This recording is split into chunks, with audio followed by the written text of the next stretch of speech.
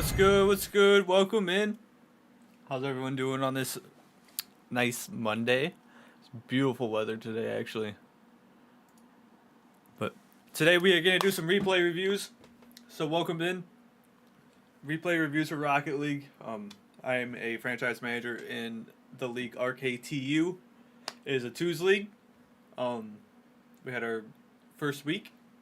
So we're going to review some replays from my team. So these replays will be, what's up, Drayden Drew? Welcome in, brother.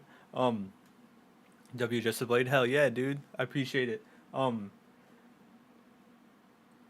first league we're doing is called Journeyman League, which is high diamond to C2, I think. But let's get into it. We've been waiting a little bit. Let me get these replays launched.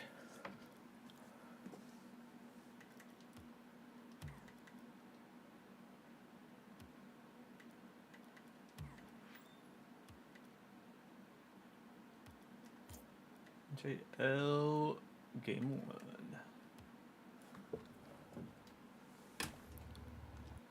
What's up, Stephanie Prez? Welcome in, welcome in.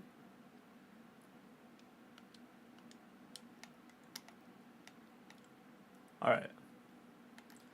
So before we start here, we got Wesley Snipes and Pods versus Paper Cut and Lanksy.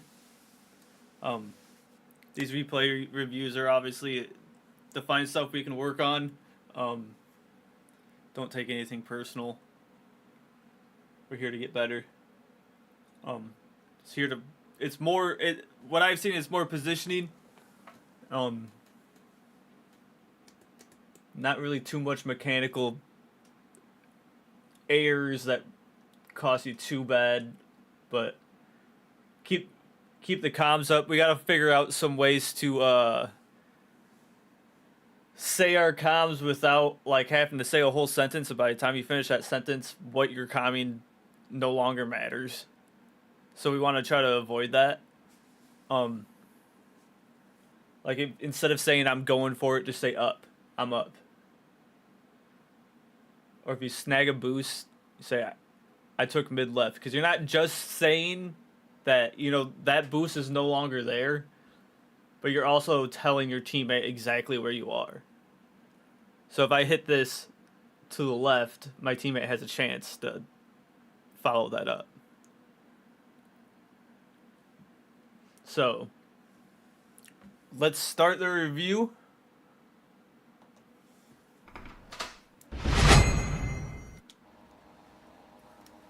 We're going to do the fly camera.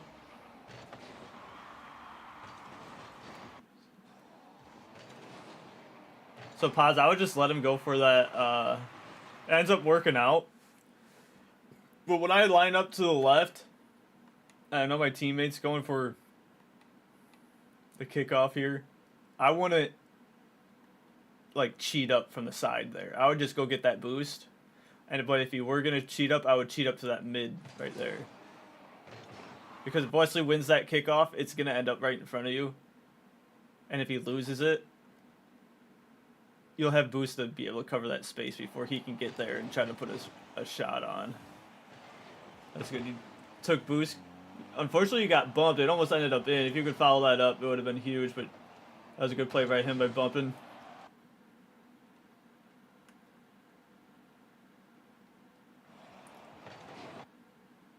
So the first thing, you got bumped off that play.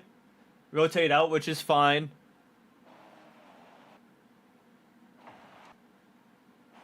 You go over to that mid boost that Wesley just took, and you had to have known Wesley was going to take that.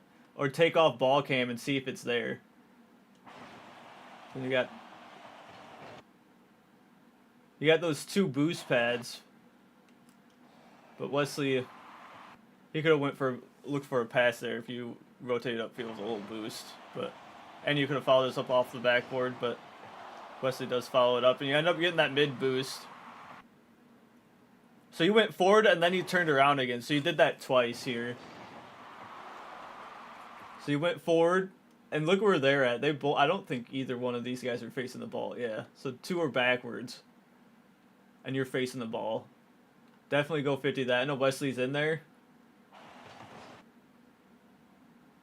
And you can still go 50 that, but then you turn away. I would just jump for it, hit him or the ball, give Wesley some time, because he is back at this point.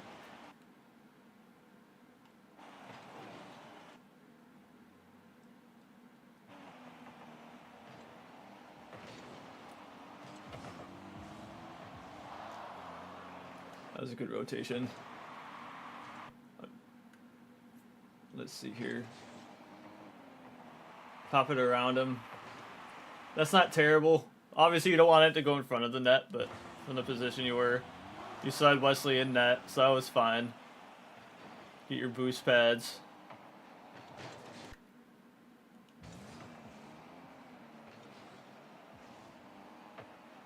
It showed that that boost was there when you drove over it in my replay, so I thought you had boost there, so you didn't have any boost. You gotta let pods know there that you don't have boost, though.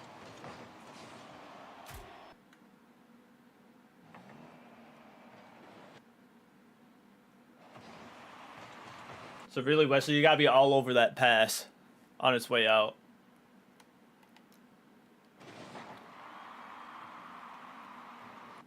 As soon as that goes off the wall like that a little bit, his real option is only to, shoot one that's obviously not gonna go in. That you can easily save. But as soon as he passes it, you gotta go 50 that. And you do, it's just a little late. But as soon as you see that come off the wall, I would get in position to guard that pass. So let's say you got cheat here.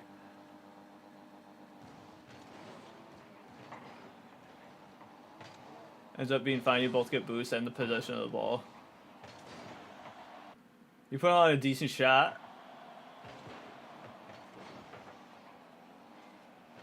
Good control there. So you had him doubled up a little bit.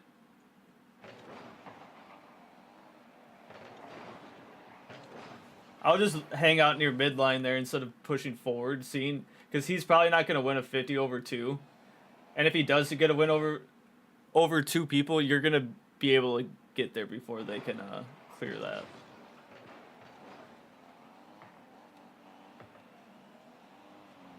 You got to jump for that one. It's just giving him a free shot here. And it breaks down the defense because of it. Someone has to go here. And that's part of what I'm saying. You gotta communicate. So pods, you got full boost. If Wesley knew you had full boost, you could have went for that, and Wesley could have guarded the second. But now it's kind of the other way around. Wesley still hasn't jumped. I think he's waiting on you to go there. But that's all communication, because Wesley had you had enough boost to go there. You have to go there, unless you're telling your teammate you're not.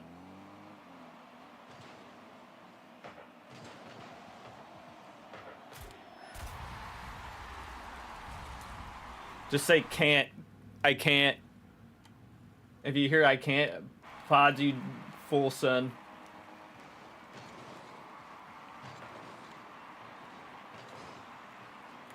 So you didn't cheat again there. You want to cheat on... If it's ever straight up like this, you want to cheat. The only time I don't cheat in 2s is when we're both on the side.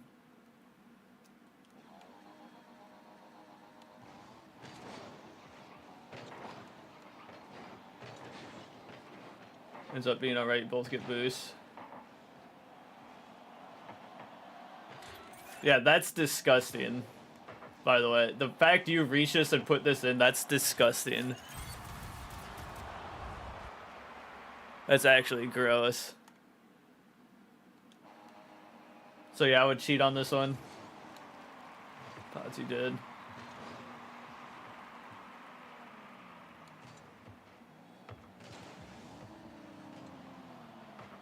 And that's good. Don't want to pop it up in front of your net, but you do just tell Wesley you're awkward or something. Which you could have. Obviously I don't hear the comms right now. You could have been telling him that. It ends up working. Ends up working perfect. Wesley didn't take it straight to goal, but he did get behind you and you kept going. That was a good demo play. Since you were in front of him there. And you had the boost. So a minute and a half in, you haven't made too many mistakes at all. The only thing that I can see is hesitation. There's a little bit of hesitation. And that's part of, you know, this was game one. That was literally the first minute and a half of the first game of the season. So, you know, to be a little hesitant and be a little nervous is going to be understandable.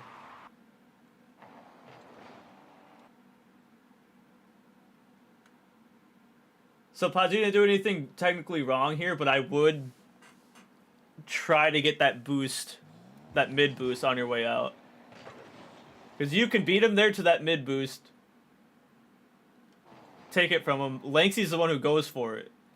But now you both have boost. He could have 0 here, making paper cut go. And then it's not, it's kind of a 1v2 instead of a 2v2. They have a little bit of a setup. So that's fine. You were a little awkward. Wesley came and took it. That was a good catch. Slow it down. You went for a little bump there. You had him guessing. And you just hit that double. Hitting a shot like that made that defense just kind of play awkwardly. They're going to be a little afraid of you after that. And that's what opened up that goal. They gave you a little respect and a little room, and that's what happens. That was a good try. Wesley, there's no way you're going to be able to reach that. Sometimes plays like that are just to keep some pressure on are good, even if it's just in an unscorable position. Yeah, Podgy, you don't want to take that. You want to rotate mid. Because you miss, or you didn't miss, but you missed that corner there. Honestly, if I were you, I'd have thrown it in reverse, stole that corner. But right here, you're technically second man now. And you end up in almost even with Wesley again in their corner. So you want to go mid there. Take the whole loop around, get in a spot where Wesley can try to pass you this. Keep the pressure on. And you tried, and you ended up getting a 50, but like I said, it works out, but, you know, the good teams are going to make you pay for that. One big clear, and you guys would have both been beat there. And I think that happens a couple times in these games. Let's see, demo chase.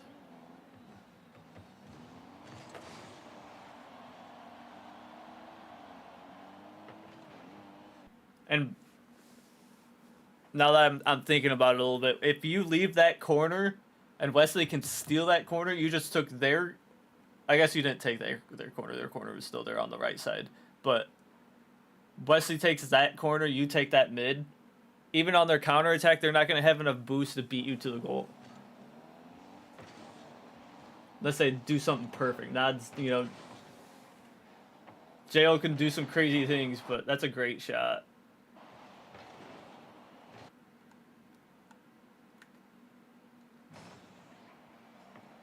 But I will say, if you can get on the left side of this ball and pass it to Wesley, the goalie's already backwards, and he's the one who's looking at you for a save. If you can get that around over to Wesley, it's a tap in. Look how wide open that right side of the field or the goal is. If you can get a pass over to Wesley, it's a tap in. Lanksy might have been there, but the odds that he blocks a decent place shot is not high there, especially when he's going for your 50. So they overcommitted a little bit too. They're both going for that. So that's a double in our corner. Unfortunate tap. You gotta go a little bit sooner, Wesley. That's gonna happen. I know you're caught in a bad spot there, but just your presence there a little sooner will might make him miss that shot. You're in a tough spot. Just going a little bit sooner. There's a little bit of hesitation. I know you gotta like back up, get repositioned a little bit. But if you could even just flail at it to try to throw him off, because that's right in front of our net.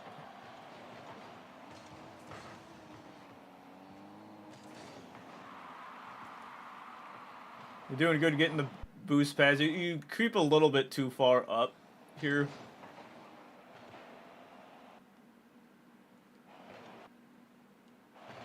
You had a chance. You didn't creep up too far, but you creeped up too far with 0 boost. If you had a little bit of boost there, if you collected a little bit more pads, that would have been a good one. You're still able to recover. But like a big clear is going to be over the top. I'm saying this early because it happens a couple times during the games. Yeah, you just got to be up. It's a good double by him.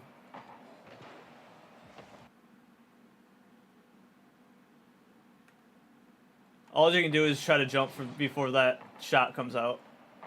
So go, try to line it up at the wall. Just act like the wall, you know it's going to hit the wall. Read it off of the wall. Because it is a good shot. I mean, that's the only way you're going to be able to block that, just because it's a good shot. Sometimes, the JL's going to hit good shots. Paz hit one earlier. That guy hit a nice double there.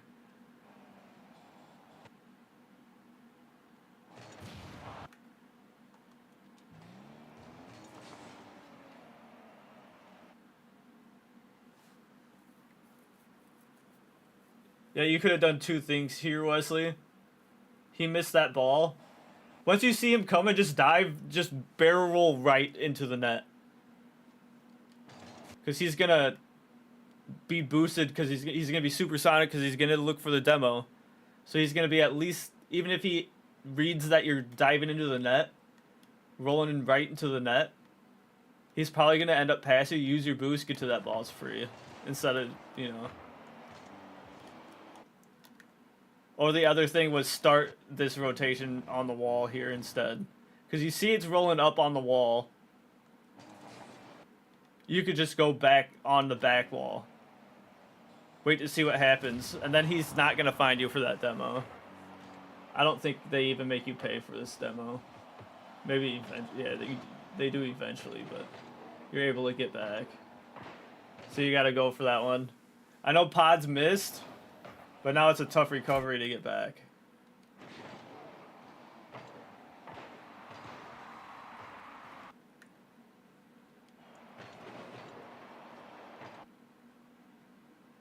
Go for either the 50 there or the pass.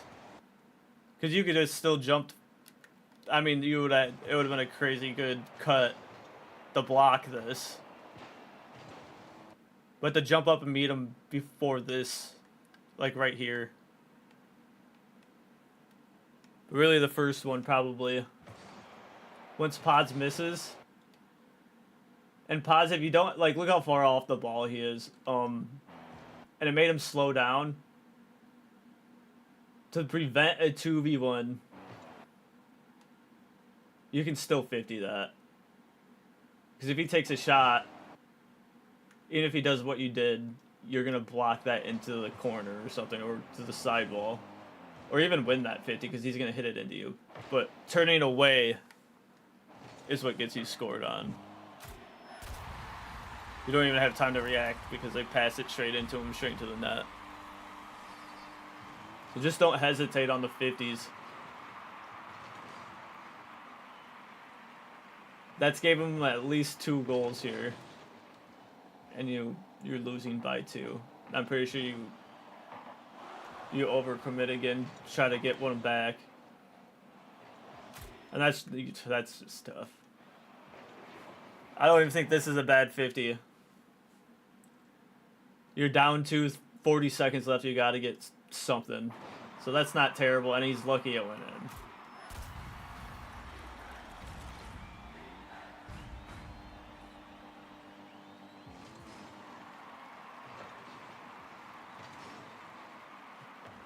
Taking the boost wasn't a bad idea.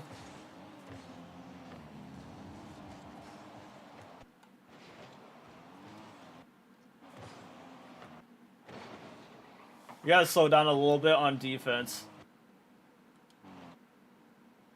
Because you try to dash off of the wall here, and you could have just drove at the ball and cleared it. See, that dash pushed you into an awkward spot.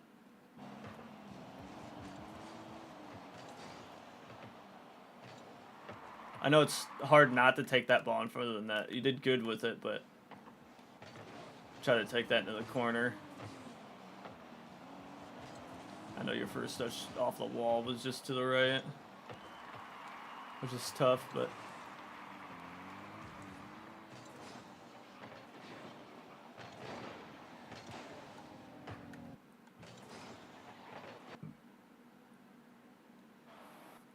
yeah, you get a little push too far forward there, Wesley, too. That should have been a shot right here. When he gets that 50 up like this, I mean, you're in this perfect spot right here. But yeah, that flip. Try to dash instead of the flip. When you come up to this middle, just dash forward, because then you can throw on the brakes and you actually stop. You can stop almost right away instead of having to do your whole front flip. And that pushes you too far, which makes it over your head. It should have been a shot from you.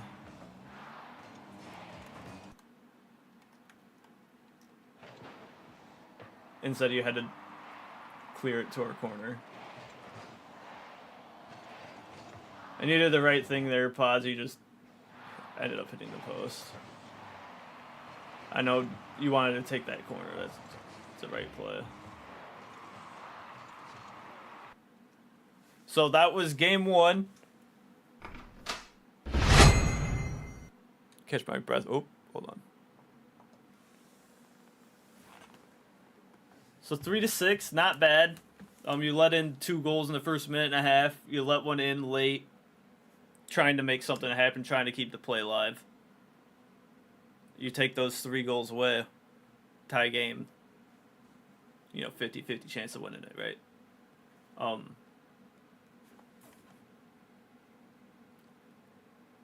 You guys ended up with the same amount of shots, 9-9.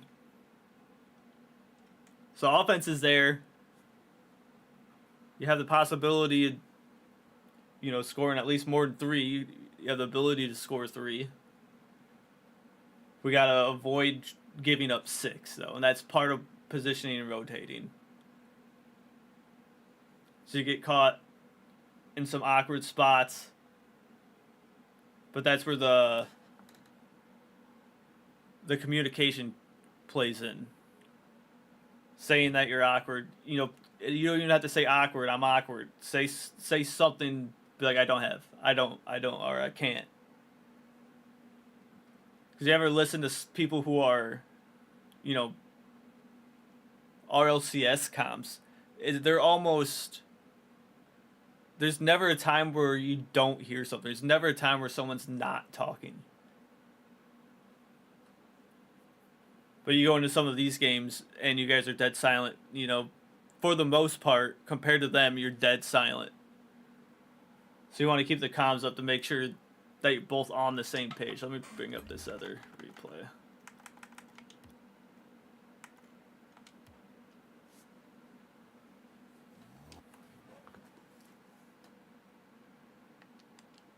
So comms will help you get rid of the awkward situations that have caused you guys to give up a couple goals that you probably shouldn't have. Not hesitating.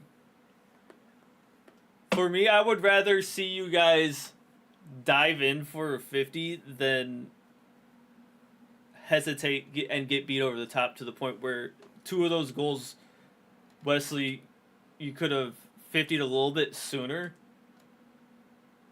You didn't even end up jumping, and actually it's 3 of them. 1 you didn't end up jumping, and the 2 you were just jumped and you couldn't get there in time.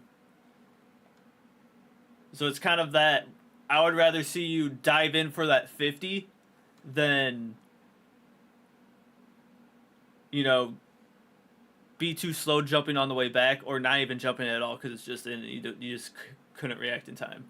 They had some good shots, but now that I'm looking at it from where they didn't do anything special, right? They hit one double tap. Pods hit a double tap. They didn't do anything special. Most of them were open or just over the top or just carries. Which is, with a person challenging in the air, get a piece of the ball, get a piece of him, or make it awkward on him. You could not hit him or the ball, but you're going to throw him off of that some of the perfect air carries that or aerials that he was getting. So, let's go into replay number 2.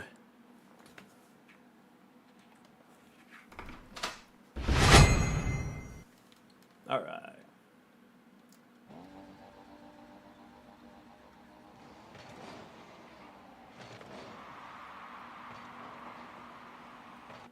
That's good. Pods the sheet and beat him to that boost. Plus it clears it over. This is where the communication comes in. Either Wesley tell him that you still have this, because you don't want to be both in the same corner. I know it's only for a split second, but if one of them pushes, they automatically have you beat. So that's a good catch by him. And it's good to get back pods. That's good positioning there. Wesley unfortunately misses. So pods, you going for that boost kind of made it awkward. Let's see where you come from. I'm looking at 5 boost pads right there. He snags one of them. Actually, you reach this way, so it's still 5. But really, in the path of that ball, you can get 4, right? You ended up getting 1, ended up getting 2, and then taking the full boost. Not letting him get the full boost either, but now Wesley doesn't have any. I don't know if Lanksy would have got it or snagged it on you. But Pods takes it. Yeah, Lanksy wasn't going to grab that boost. He went for a bump on you. Wesley could be full boost, but then you don't have boost. It's kind of... But if you save that 40, get that 50... Save the 40 boost that you end up getting there. Taking the 50, Wesley gets full boost. Imagine Wesley with full boost now. He has a chance to beat him over the top. Especially after the bump. Even though I mean, it ends up working out, but... How many times does it end up working out? You know what I mean?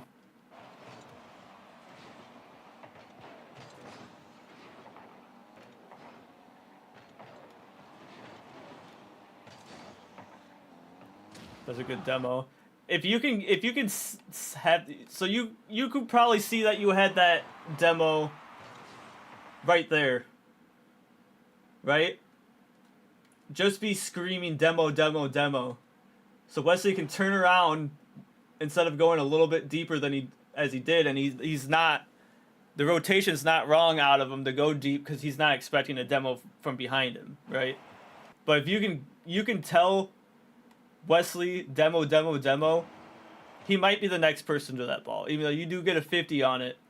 But if Wesley can beat him and be right there, it's a free goal, right? So demo, demo, demo, he's turning right here. He's got full boost. He dusts them to that ball for a free goal. And that's how you can create some of the goals. And if you can create goals like that, you're going to bury some teams. And if you bury some teams, you know, all their confidence goes out the window, right?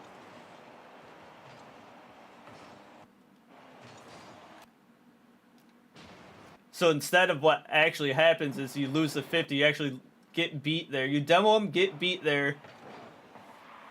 And because you didn't call out the demo, it gets you scored on. Because Wesley's not expecting you to cut there.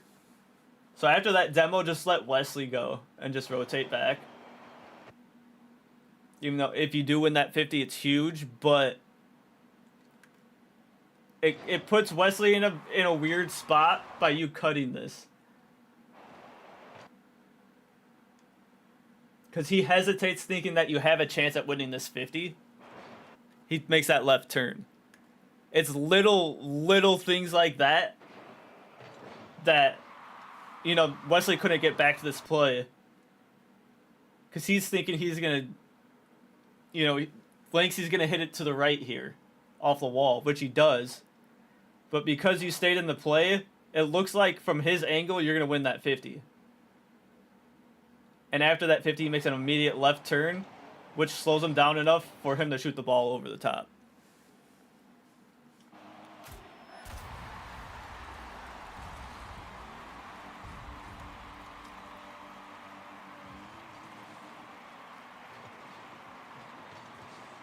And that was a very good cheat, Pods. You recognize that he got beat, and you immediately turned around and got your own boost, because that's your boost. No one else should beat you there to it. And even if they won it into that corner and you still beat them to the boost, stop the attack. I think you do get a second here, and that's a perfect pass out to Wesley. So that was really good.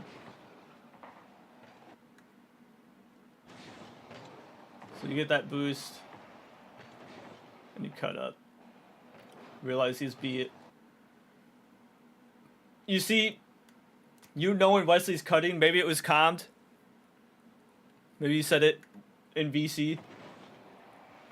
But look at how when you know Wesley's cutting it, look which way your car is going. Like, you turned away, and you're expecting Wesley to win it into that corner, right?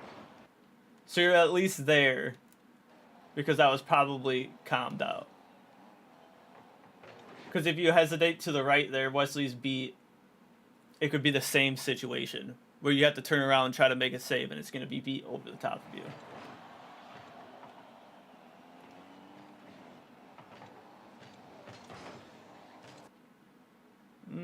Wesley, you probably should have left that boost for Pods. I know it's... Did you get a piece of that, Pods?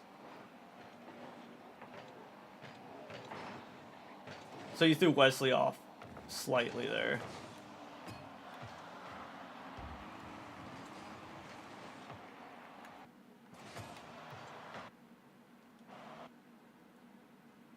Yeah, Wesley, if you cut up field here, it's a goal for you guys. Instead, you go into the net.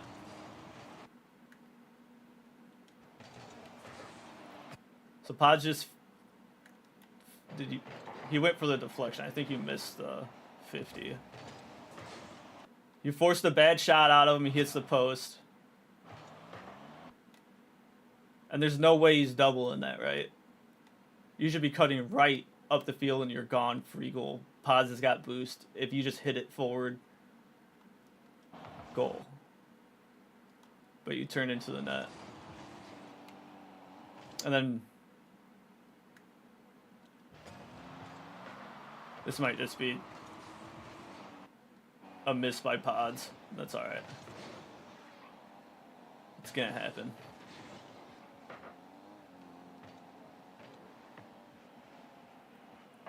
That's a good try.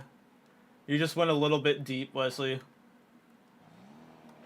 When he's got aerial control there, you want to hang out no further than probably this boost pad in the middle. Because that gives you a chance to get back. You go all the way up to the next set of boost pads.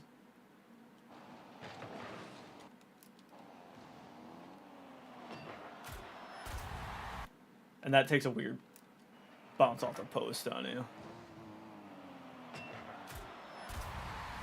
That's just unfortunate.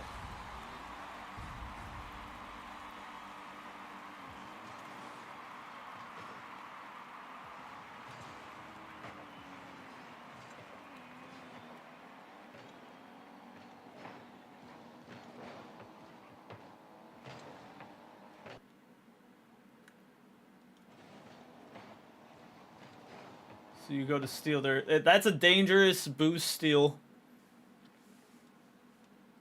Because Wesley could lose that 50 or get 50'd here. It'd be in our net, but stays behind it. If you're going to do that, Pods, because they're not expecting you to go over there and get that boost, go for a demo on one of those guys.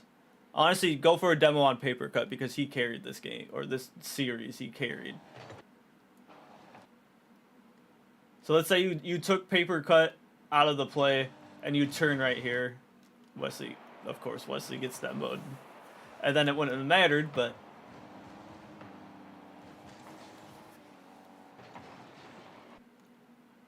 And again, it's one of those plays here. You pass it over to Wesley, it's a free right side of that net, right?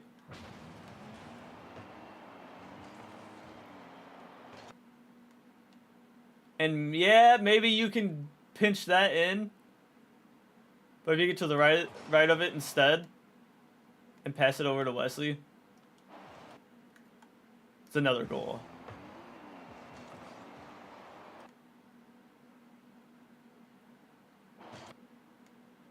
And I don't know if you had enough boost to even do it.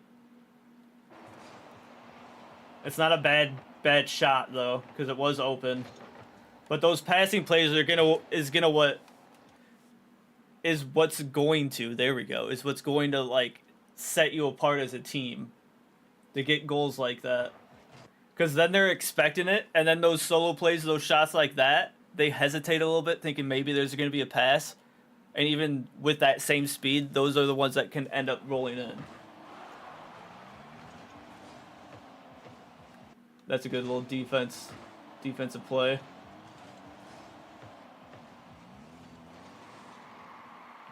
Oh. Wesley, I'm not sure how you didn't demo him there. I think if you demo him there too, it's a goal. Then you can tell Pods to kind of take his time here. I know you try to catch that and take it to the right. But if he gets that demo, you can probably just pass it.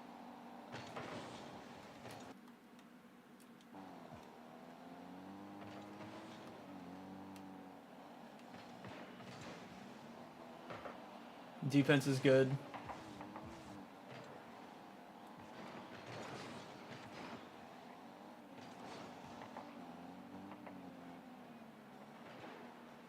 Secure that boost. Pause with a nice save.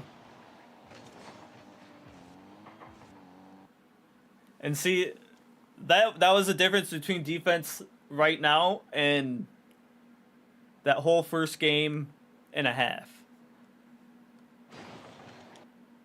You guys kind of waited. They threw the ball away. Is part of how I was, you know, pretty good in JL, was being patient, because most of these players are going to throw the ball away. So just sitting back and waiting. See, he tries to catch that. He thinks he can pop it over. Even if he pops that over, all right, you got full boost right here. He's not scoring from there. And that's a nice force for the 50, because now it's a 2v1 for a second if you win that 50. But Pods has got your back. Still keeps it in the corner. And now you can break out. It's good defense. And you go for that corner boost. If you didn't go for this far corner boost, because look at your line right here. You can take that line, and that's going to end up as a perfect pass. This line right here. Even you can cut in and go mid here.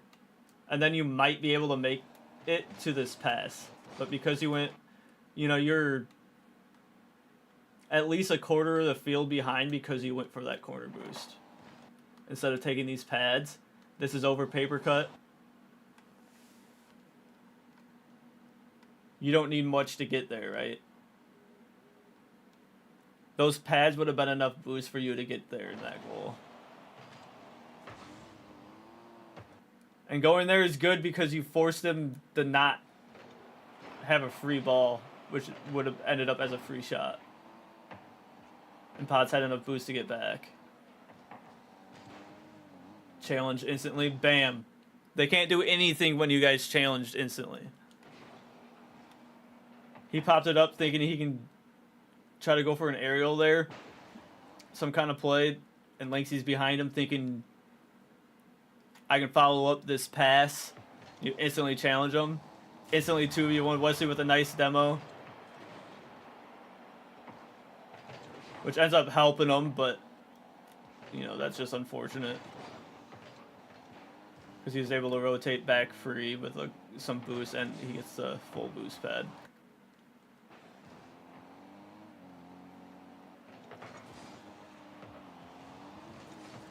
So even your aerial after this 50, you're using boost to get there. Just staying somewhat close to that ball made him put on an inaccurate shot, right? Forced him to do something. I want to say that's unfortunate. You know, I know you probably tried to shoot that.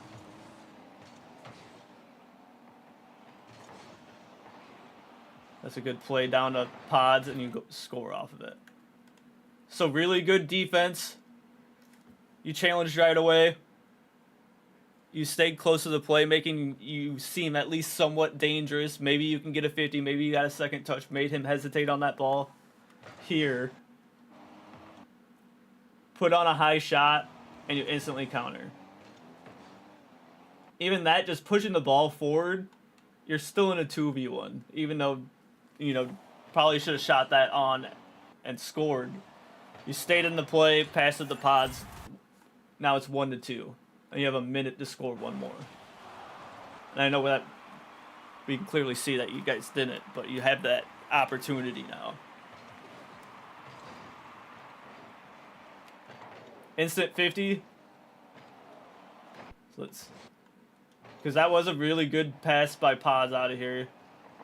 You just rotated a little bit too far back to get there in time, which is fine.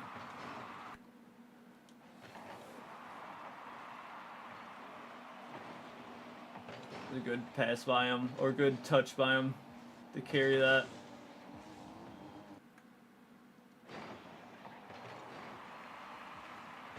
You kind of forced him mid there. Pods clears it.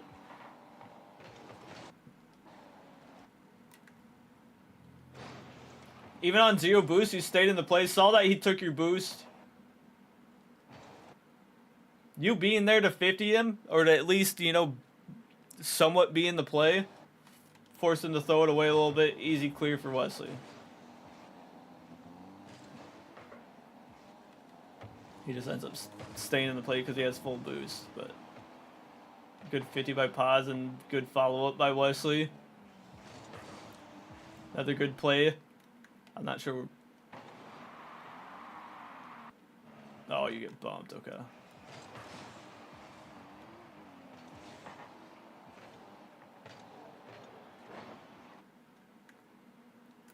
You get bumped here, which is why you're down here, and you use it to your advantage. Because he knows you're back there. He jumps over that. Giving him a, you know, he's a little bit awkward on the defense. Let's see where can Pods get there. You beat him to the boost. You had to be there for that. It's going to be tough. But you're just a second slow. And that's not bad going to get that corner or that mid boost either. Just a second slow, it's all good. Nothing like wrong with that play.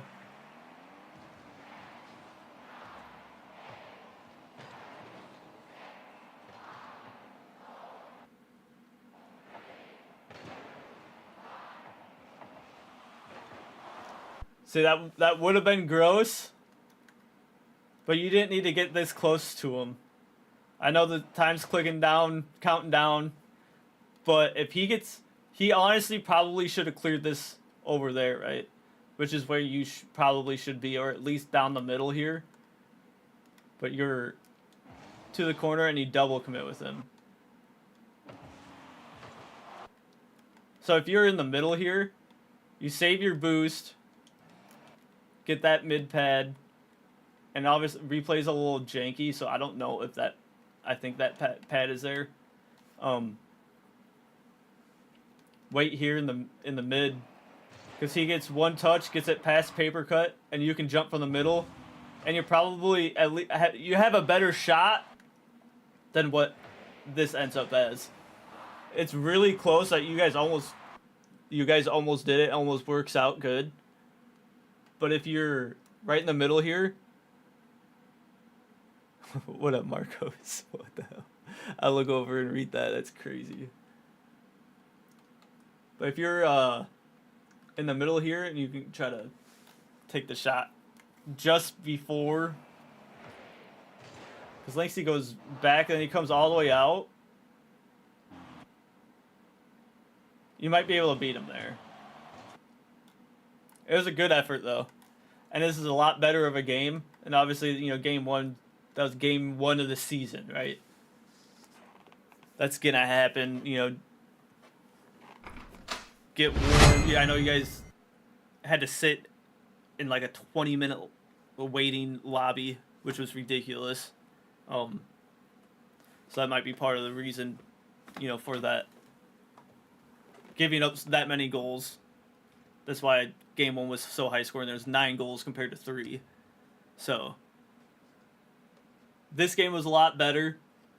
You guys didn't. I think I talked to you guys about mid game between 1 and 2 that you guys were hesitating a little bit. Challenge them in the air, force them to do something. You guys did that, and you guys had your chances, you know, to tie this game and win this game because of it. So it was a lot better overall of a game there. But I think this one, it kind of falls apart. And let me. So I think this is Wesley's first. Well, I guess this would be Pod's first. I don't think Pod's had a kickoff in game 2. And like the rest of game 3. So in game 1, Wesley, you went for boost here. You need to cheat. And you do it again.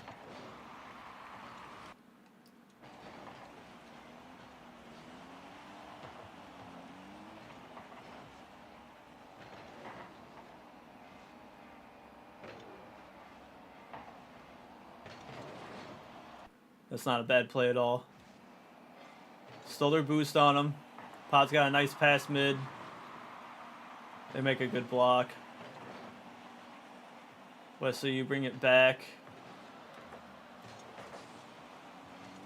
Which is fine. Potts gets bumped there, unfortunately. That's a good cut. But now Wesley did a whole circle because you cut, basically. Because he did get a piece of the ball there. But Wesley's waiting on defense. Look what Wesley does because you cut there, kind of. And you end up landing pretty close to him. So he had to hesitate. The defense was still ended up pretty fine there. Going for a demo play there isn't too bad, but ends up... That's a do or die play, right? Because that's what happened. You're either hitting that bump here and Pod scores this, or you're giving up a goal.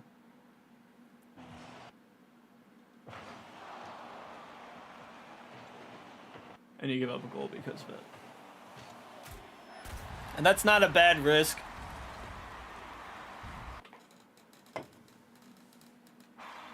You didn't really need to have a do or die play there, though.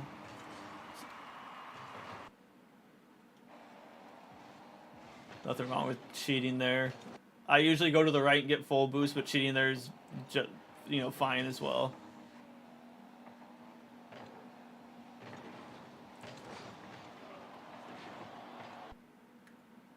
That ends up as a great cutback there, Pods. But again, if you can get there for that cutback and somehow tell Wesley that you are. Wesley did a full 360 and it's because you're there. So he's going to get back because you're not back yet. So he's going to buy you time by going back. If he doesn't do that 360, he probably beats him there to the ball for the goal. So that's, you know, part of the comms. Going there is fine. You force him to do something.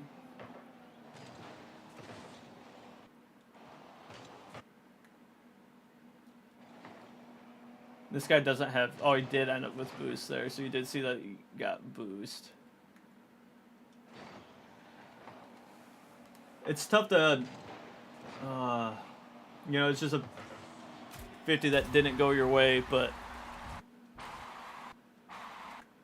Even a fake challenge here probably would have been the best. Act like you're going there, make him throw the ball away. But then, you know, he probably plays it a little bit different too. It's just an unfortunate 50, really. So an overcommit to try to take the lead. and an unfortunate 50, and then Pods.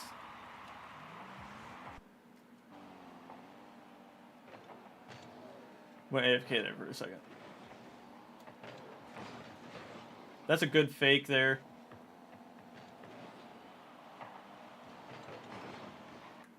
And for this, I mean, Wesley, you're looking at him. I know this is a split-second decision.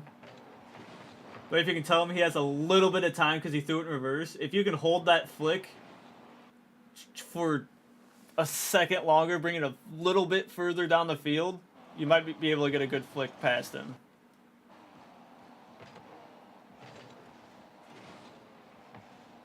But to be able to calm, that's going to be tough. Some of these things are just things that, like, you wouldn't know happened, or you didn't know there was a chance there without viewing it from this kind of angle.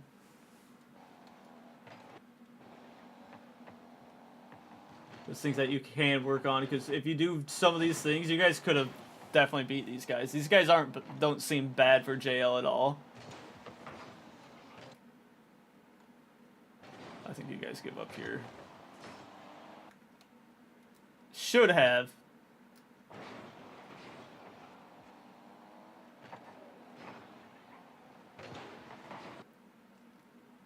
So Pods, I wouldn't have gone for that one.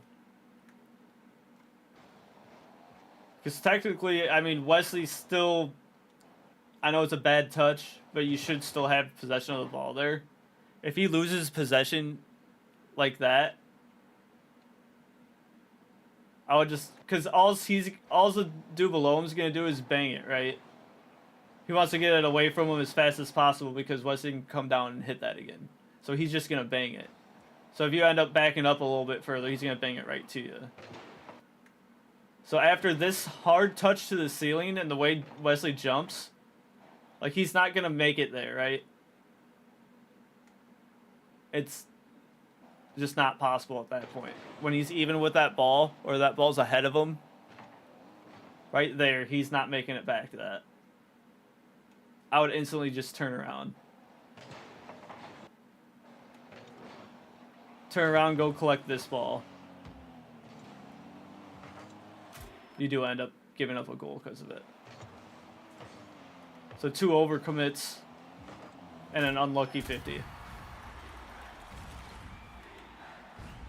And then Wesley, you need to cheat here.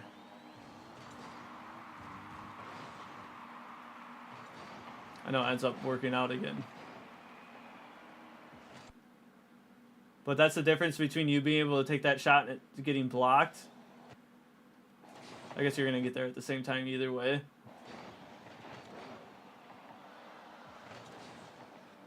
I'd go for like a double tap there or something. Because you know they're going to protect the goal off a kickoff. So this guy almost goes into the back of the net. Does make a good save. Maybe make a... I know you can hit the double taps. Just have it in your mind that you're going to set up as a double tap. This paper cut's not challenging you. You hit it off that side ball, it's a free double tap. They might not be ready for it. Could be a goal.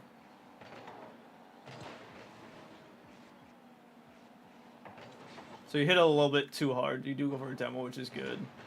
It didn't look like you hit it that hard. That would have been perfect for Pods, but... And then Pods just leave there. Look what Wesley has to do because you cut back into this play. He can't go because you're there.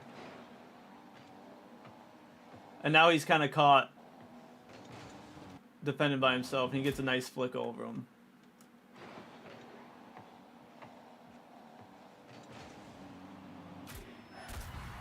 That started because you cut there and made him hesitate on defense.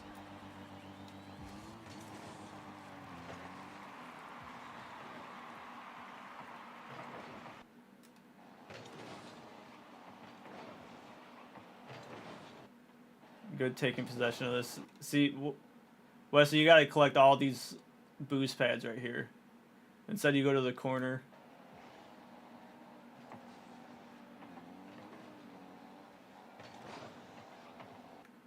At that point, I would just go Wesley.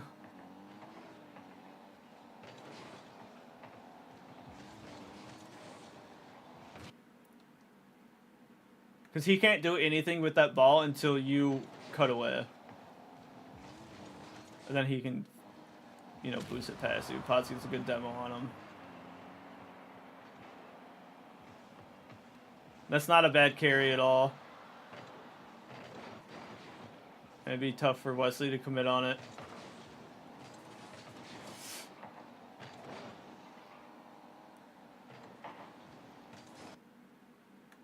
And that's not a bad cut at all, because you could probably see Wesley's gonna rotate all the way back for boost. So cut there is not bad. Wesley, I would snag that boost so he can't. Or pods, since you're over there as well. But this is where the communication comes in right here. This is Pod's ball all day. But it can also be Wesley's ball. So that's where the communication comes in. But Wesley, he's already up, like, they're both all the way already up in the air. You're going to get beat to that. And then it's a free one on the other side. I don't even think they score here. They didn't even get a I don't even think that counted as a shot. But that should have been another one.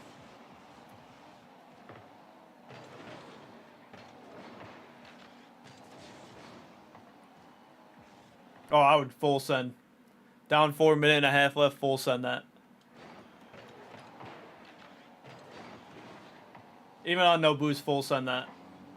Go get a piece of him. Don't even go for the ball. Go get a piece of him. He's the last man back. You get a piece of him and he throws his purse at it because of it. He just gets a small little piece. You bump him out of the play. Wesley gets a free goal. Especially a minute and a half left, down 4. You gotta make something happen.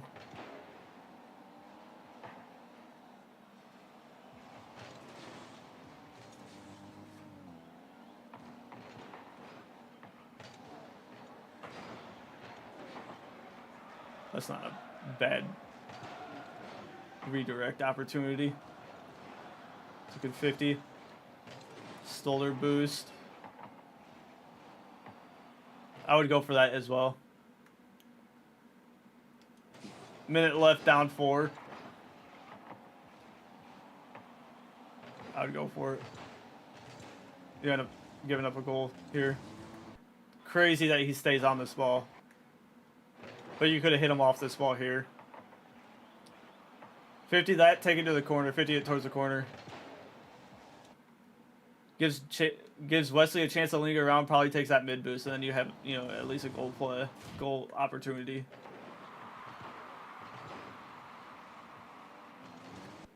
Because going for a 50 there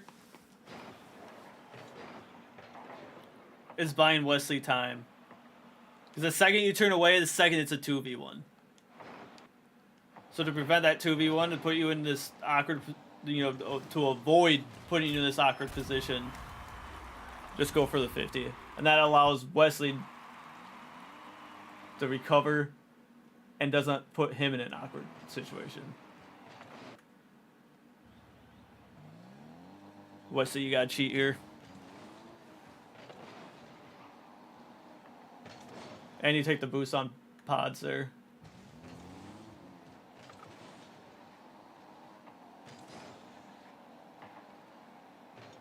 The pods can't follow you up or anything. Ends up getting this one. Probably cuts to keep it in. But you force him to do something there. Early challenge. Bam. You see how that challenge bought Pods time to get back? Challenge him. Pods is back. Instantly gets a good play towards our corner. Now you're out. He has a chance to shoot. Almost goes in. Another early 50. Good cut. Good control, taking it over to the corner. Slowed it down, allowed Wesley to get it back in the play, and you almost pinch it in.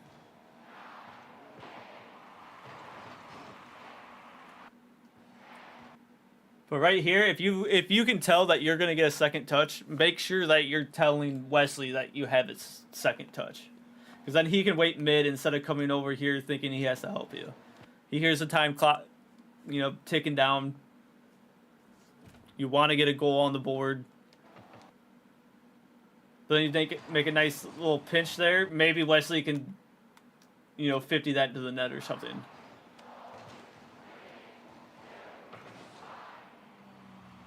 And you just miss a double to score. I mean, that ball is only like 10% in, 5% in. But this game got out of hand. 2 overcommits, a bad 50, and then 2 hesitations. Things that you can change to get better, work on. Especially either of you grab a JL teammate, go into casual, and just full send. Just full send. Because then you're going to know what plays you're going to be clearly beat on the more you see them. Doesn't have to be even in casualing. Run ranked and just full send and see the difference. There's going to be games where you give up 5 or 6, but there's going to be times where you score like 7 or 8 by the time they forfeit. But so some things to work on. Oh, I went the wrong way with that.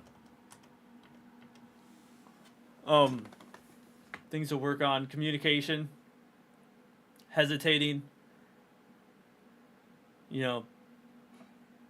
knowing when to full send and knowing when to maybe even fake a 50. I didn't see any fake 50s where you act like you're going, force them up, or force them to do something and then get back. Making them think that you're about to come in and 50 them and just pulling away makes them throw it away, right? You gotta like, a big thing of 2 is, especially when you start getting in, to higher, ranks and difficulties, like forcing them to make a play, because as soon as they get space, they're gonna take advantage of it, and it usually ends up as a goal the other way. Especially in JL, make them throw the ball away. Not sometimes playing back is the right thing if they keep doing it. Keep throwing it back to you. But this team was taking possession of the ball and had good touches. So to counter that, make them do something. Force them to throw the ball away. Force them to flick early. Force them to take an awkward shot that has to be a perfect hit for it to end up in the net. And if it does end up in the net, gonna happen, it's 2s. So a bunch of goals are gonna be scoring 2s all the time. So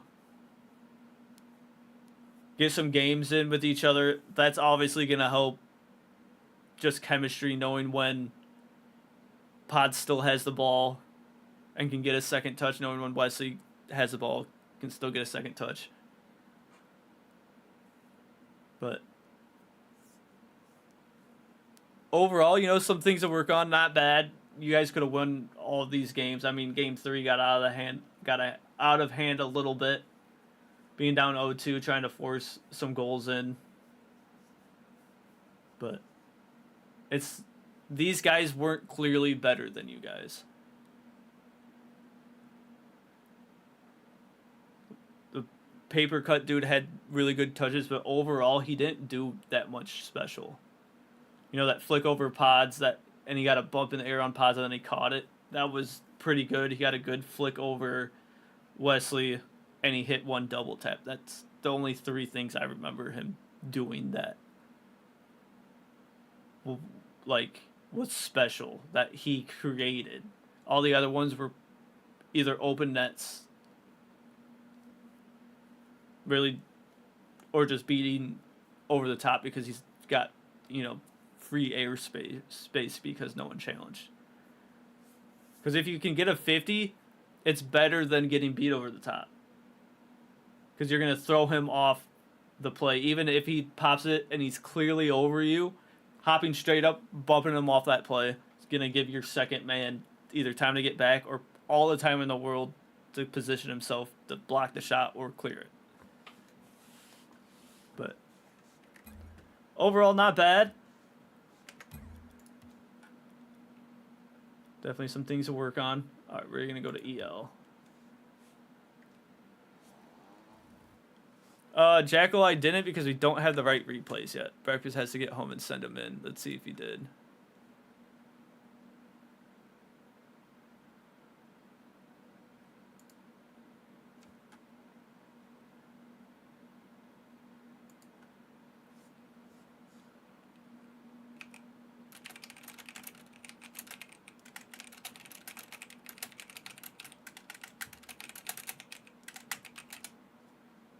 So maybe we'll go to AO. Jackal, you're going to be here for a second?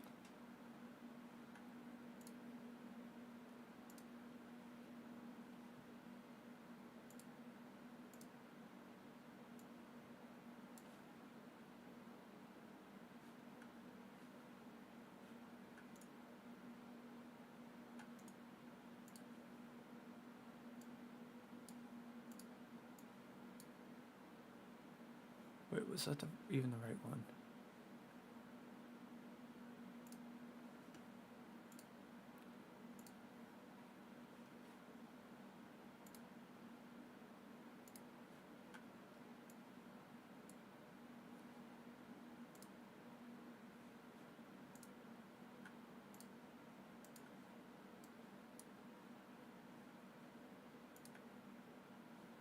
Hopefully these work.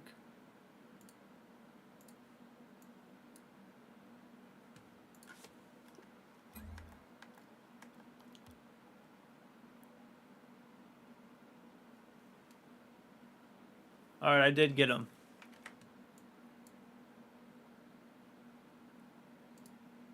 Those are the right ones.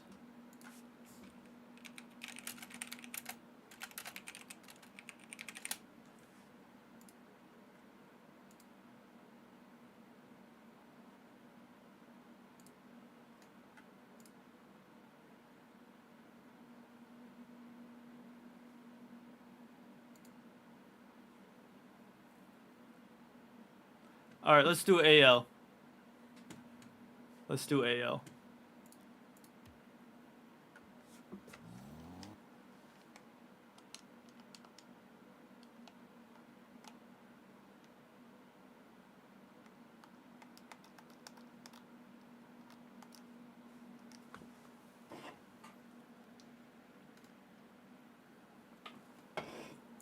All right, let me ping.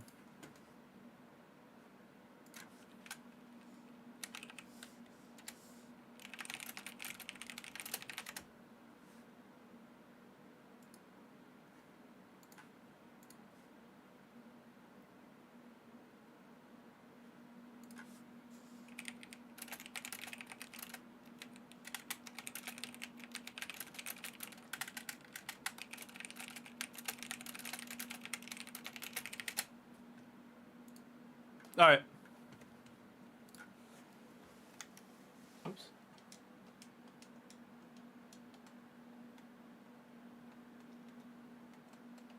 All right, AL.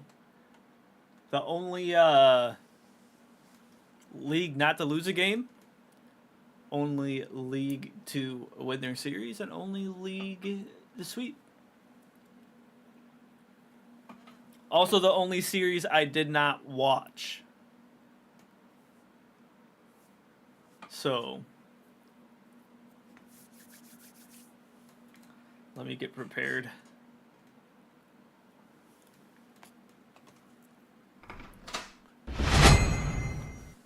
All right, we got Bearded Jackal and Camaro versus Wreck-It Ralph and Player Fail.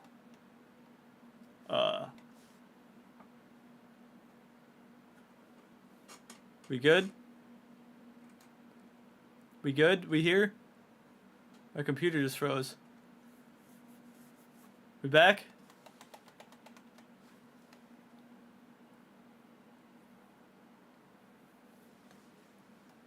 Can you hear me? We back? We back? We back?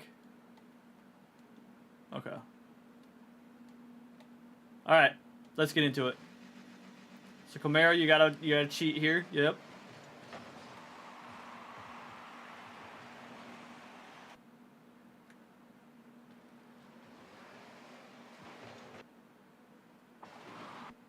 Alright, actually, before we start this, so Wreck-It Ralph was a player on our team last season.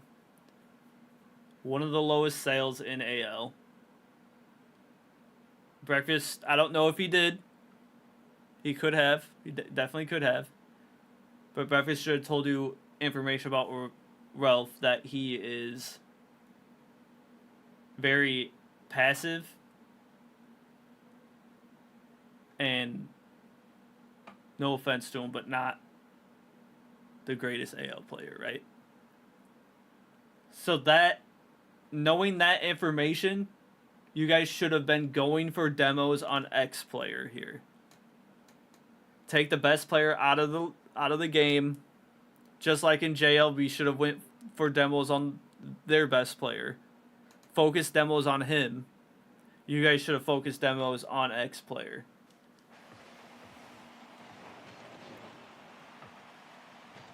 And especially for you, Jackal, Camaro's pretty fucking good.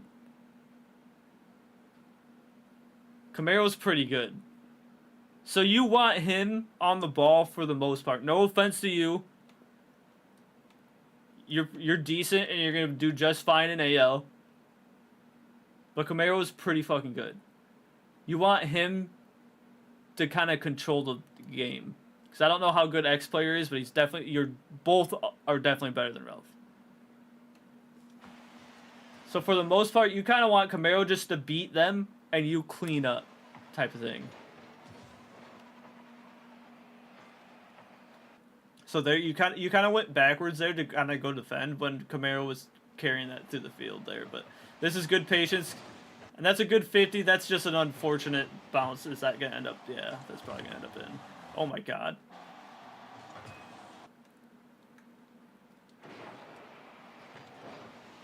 So let's see.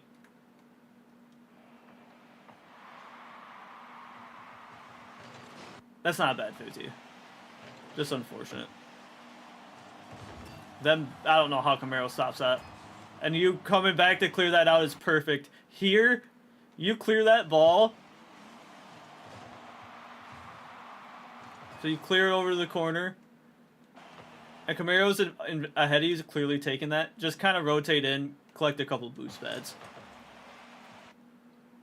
Rotate away from him, grab a couple boost pads, because then now you have 3 right here you could have turned into.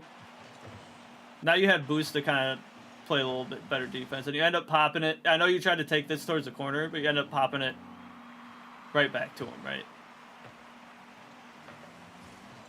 Right thought process, but with a little bit boost, you probably could have hit that ball a little harder. So it's just kind of little things like that. Not rotating towards the full boost every time. Get the small boost in a pinch. When you know that you might have to rotate all the way back, or you might have to, race back to make a save or something like that, these little boost pads are going to be what you need to focus on. I don't mind Camaro going to get that boost, but I want you to cheat, especially look where that 50 ended up. If you guys are staggered, the only time I don't cheat is if we're both on the sides or if we're both in the middle even with each other. Because you're staggered, you get this boost pad, Jackal gets that boost pad. All you have to do is dash here instead of using pads. And look where Ralph's at. You can shoot this right over the top. Jackal gets out. At that point, you're calling Jackal off. And you're shooting that.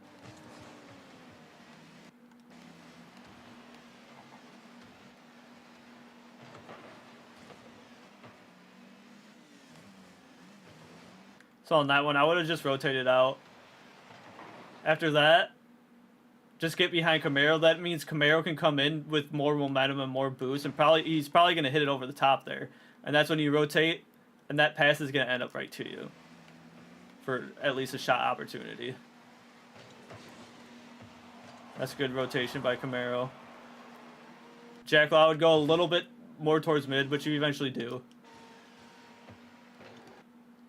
See where that ball is going to end up. He's carrying it that way, so the odds that it does get 50'd that way are pretty high. And you did the right rotation there. For me, I would have snagged that mid boost on my way, maybe. Let's see where it end up. So that goes 50. You're already almost over there. Just grab the mid boost. That way, Ralph or Fail can't get it. Or Camaro, or if you leave that, tell Camaro this mid right is there. Tell him that. I'm leaving this mid right. I'm leaving this boost. He's going to look right at you, see that boost is there. He's probably going to cut that direction instead of away. And that means he's going to end up behind you here. So you know you don't get your second touch here. Or you don't get a touch here at all. Which is fine. It's going to happen. But now Camaro's going to be over here for that 50. Not letting them out of their zone. Camaro, I would just kind of wait here. If you're not going to go 50 now, which is what you should do, is go 50 now. So he can't bring it, because a good player is going to bring it onto their car and flick it over the top, right? So you want to get there before they're able to collect that ball and get their flick. So if you're not going to 50 there, I would stop right there. You stop, he throws it away. You know, you don't end up missing that ball, and it does end up in our net. Especially in AL, patience is going to be one of the biggest things. Because most ALs aren't going to do anything crazy to score. How AL, most of the time they score, is bad rotations and miss hits. Misses or miss hits. They're not going to, you know, double tap it off your backboard into the net type of thing. And that's a good 50. That 50 bought Camaro time to get back. Bought him time to get back and bought him time to get boost. And you even get back. So the thing is here, you end up double committing. Double commits on defense aren't the worst thing as long as someone clears the ball. Because you can recover and you're going to stay on defense. But what a double commit does do is prevent you guys from getting the ball all the way out.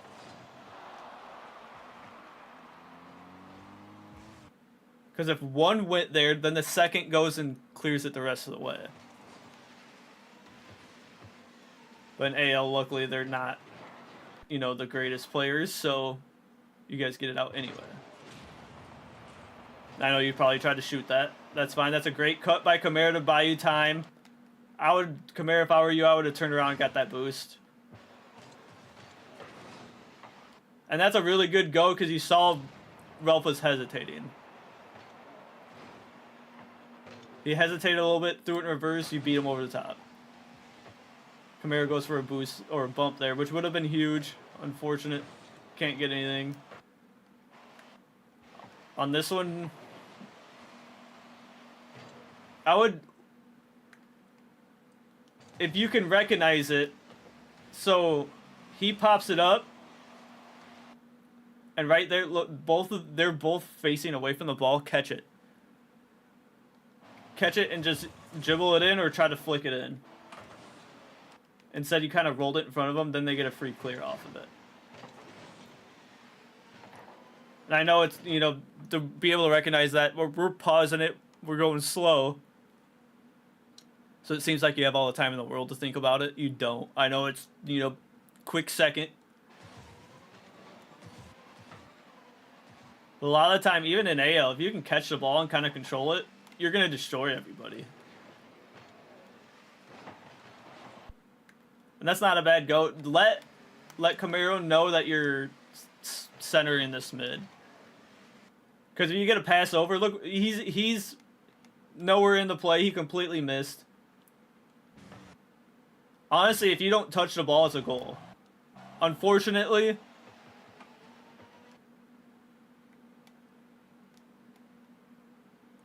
if you would have missed that ball, it would have ended up in their net. Because Ralph wasn't going to clear this, and Camaro could have tapped it in. Which is it's just unfortunate. I would go back and get that boost, Jackal. I would go back and get that mid. You're facing it now, and you make your cut towards the middle, which is good, but you're out of boost here, so you can get beat over the top easy, right? Go get that boost, go a little bit deeper, hang out around this midfield line. Because right now, it's not really that threatening of a position.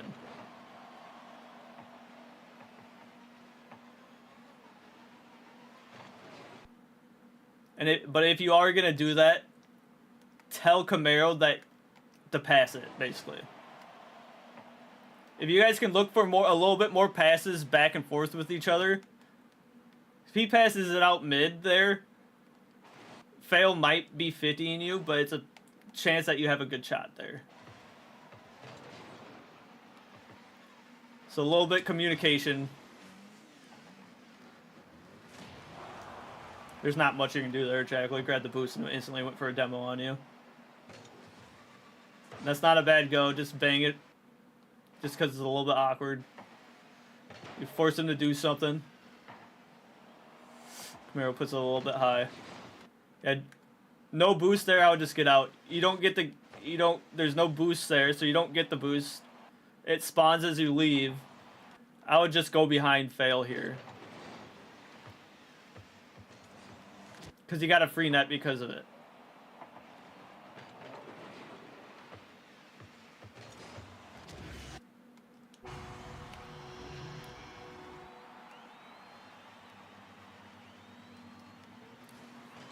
You cheat there, that's good. This, just tap towards the side, good. Force him to do something.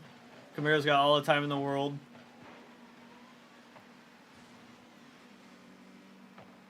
Yep, go get that boost. Take control of it. Fortunately, it rolls up. Camaro beats him over the top.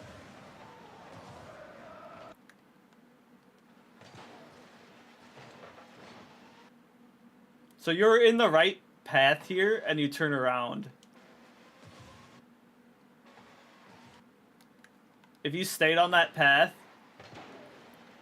your aim this direction, you keep going in this direction, look how free this is. If you're right over here, it ends up rolling right in the path that you were gonna go. I know, I mean, one of us that you're used to facing is gonna get that ball, and you're in the right position to guard against someone like us, like EL, like GL players, even JL players are probably gonna get a good 50 or at least dump it back into your defensive zone, right? So you do the right thing, but you just have to realize who you're facing.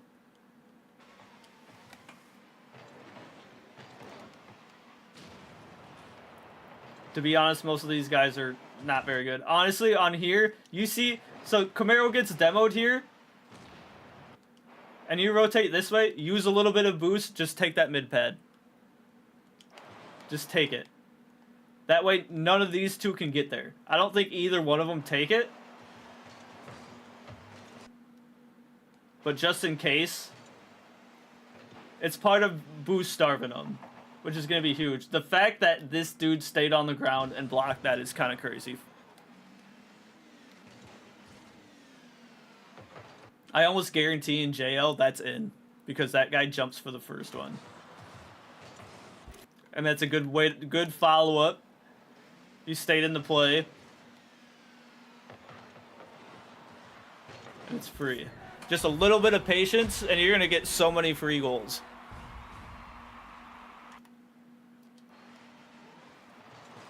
So here, that's what I would do. I don't like cheating when it's like that. That's a good follow-through. Get a good 50. Camaro bought you some time. Actually, how the fuck did that end up in?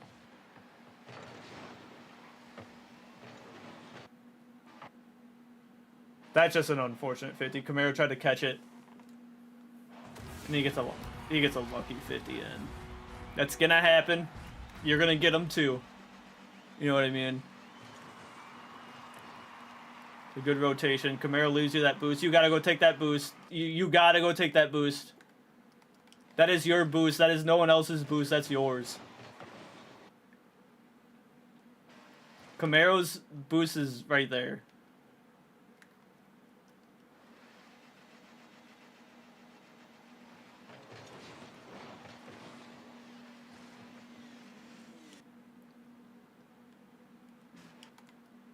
See, Camaro comes back and gets that boost. So that's yours. Because with boost here, you probably would have beat him on the way down. Go grab that boost. Boost all the way up. That ball's yours. You're gone. Instead, he not getting that boost allowed Ralph to get back and 50 him. Or 50 you. Camaro misses the 50, and that's okay. You're there to have his back. Camaro being there, though he did miss that 50, he forced Ralph to throw it away. And that's exactly what he did. Well, he threw it away on the second one. That's a good 50. Camaro follows you up. Gets a demo. Perfectly fine. And Jack, oh my gosh, you cooked him. You did that against us as well, which this is a phenomenal play. On the amount of boost that you have, without like having any crazy mechanics, this is you absolutely cooked them.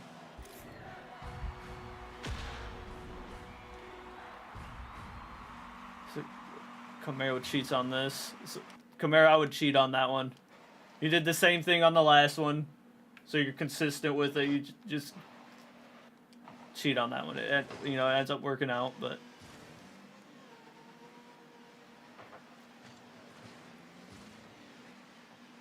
stays with the play. Nice little pass over.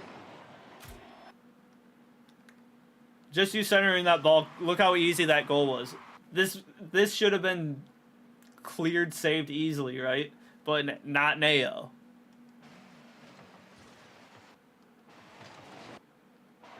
Made him panic a little bit. Now the game's right in reach. Changed from not even 30 seconds ago. You're down 3, now you're only down 1. Jack Loud cheat there. Cheating there wouldn't have bought you anything there, though, but still I would cheat there. That's a good cut, buying Camaro some time there. You saw he was a little awkward. Camaro did the right thing, backing off a little bit, letting him bang it away. Now you have possession. Got a 50 there. Good clear forward. Camaro bumps him into the ball. Gets another 50.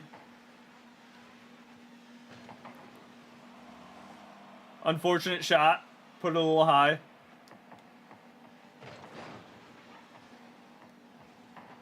Camaro with a nice cut. Ralph went for boost there.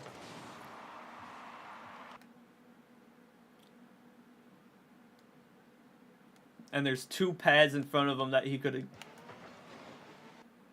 Yeah, as soon as he flips away, he can't get there.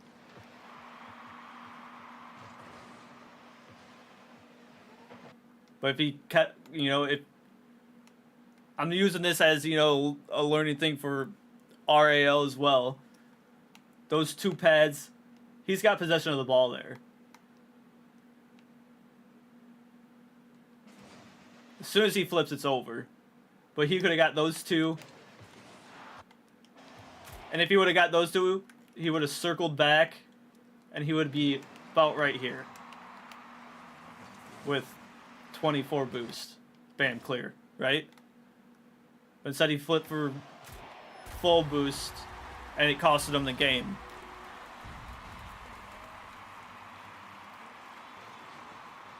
So you cheat there. That's good. That's a good 50. It's a dangerous 50 because if he beats you there, if he's a little bit quicker, it's in your net. which the only two options you really have is to 50 them early or rotate all the way back. And you picked one of those options, and look what happens. You have a chance at winning the game here.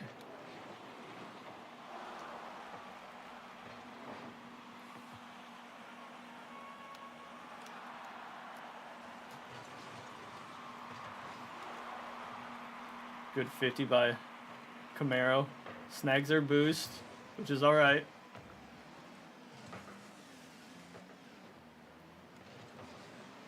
And again, good 50, because he's going to have a shot. Sticking with the play. Camaro allows you to stick with the play by not cheating too far forward. He's protecting the net. Any angle, he could probably block from there unless it's a perfect shot to the back post. You clear it into the corner, and now you're off. Camaro gets demoed there. Camaro was in the right position, you know, kind of waiting for you to see what you're doing. You grab the boost. He realizes you're in the play. He starts to pull off. Pulling off did get him demoed, though. But got a nice beat there, and you're waiting around to see what happens. And you force, by sticking there, you force Ralph into not, you know, he could have, if he had time there, he could have shot that. It would have been a pass Camaro, and you guys would have lost. Sticking there, making him, forcing him to do something besides having full possession, taking an easy shot. This demo's a really good demo. Demo the only dude that could 50 Camaro, and now Camaro's got the ball. He's got possession, gets a nice 50. You dive in to help him, and ends up in the net. That's really good play. Because you have two options here, because Camaro's close. Same thing we're dealing with Wesley and JL, is he pulled off on this. On like a play just like this, he pulled off. Giving him a free clear, but he's back. You go, get a good 50, putting Camaro in a perfect spot. Camaro had 0 boost. Saw that there was an opportunity because you helped him. You allowed him to recover. Here he accidentally flips, and it puts him in the perfect spot. But you know, that's how you win a game. Going for plays like that. So you gave up goals. A couple of them were open. The one was a really unfortunate pinch. I think 2 of them might have actually gotten a, you know, really unfortunate pinch. Ended up in your net. It's crazy. They both ended up at 518. But good game 1. Gave up bad goals, but you did a great job working your way back, honestly.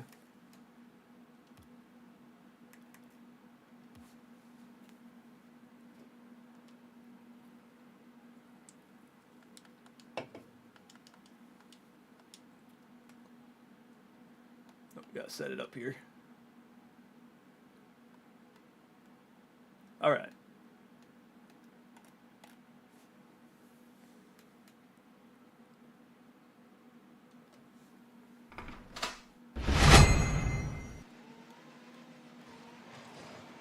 Jack odd cheat.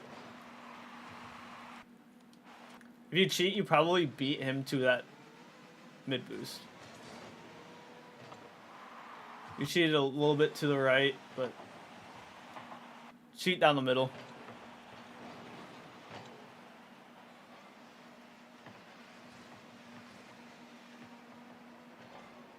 So Ralph has gotten a little bit better because that's the most possession I've seen him ever have, so.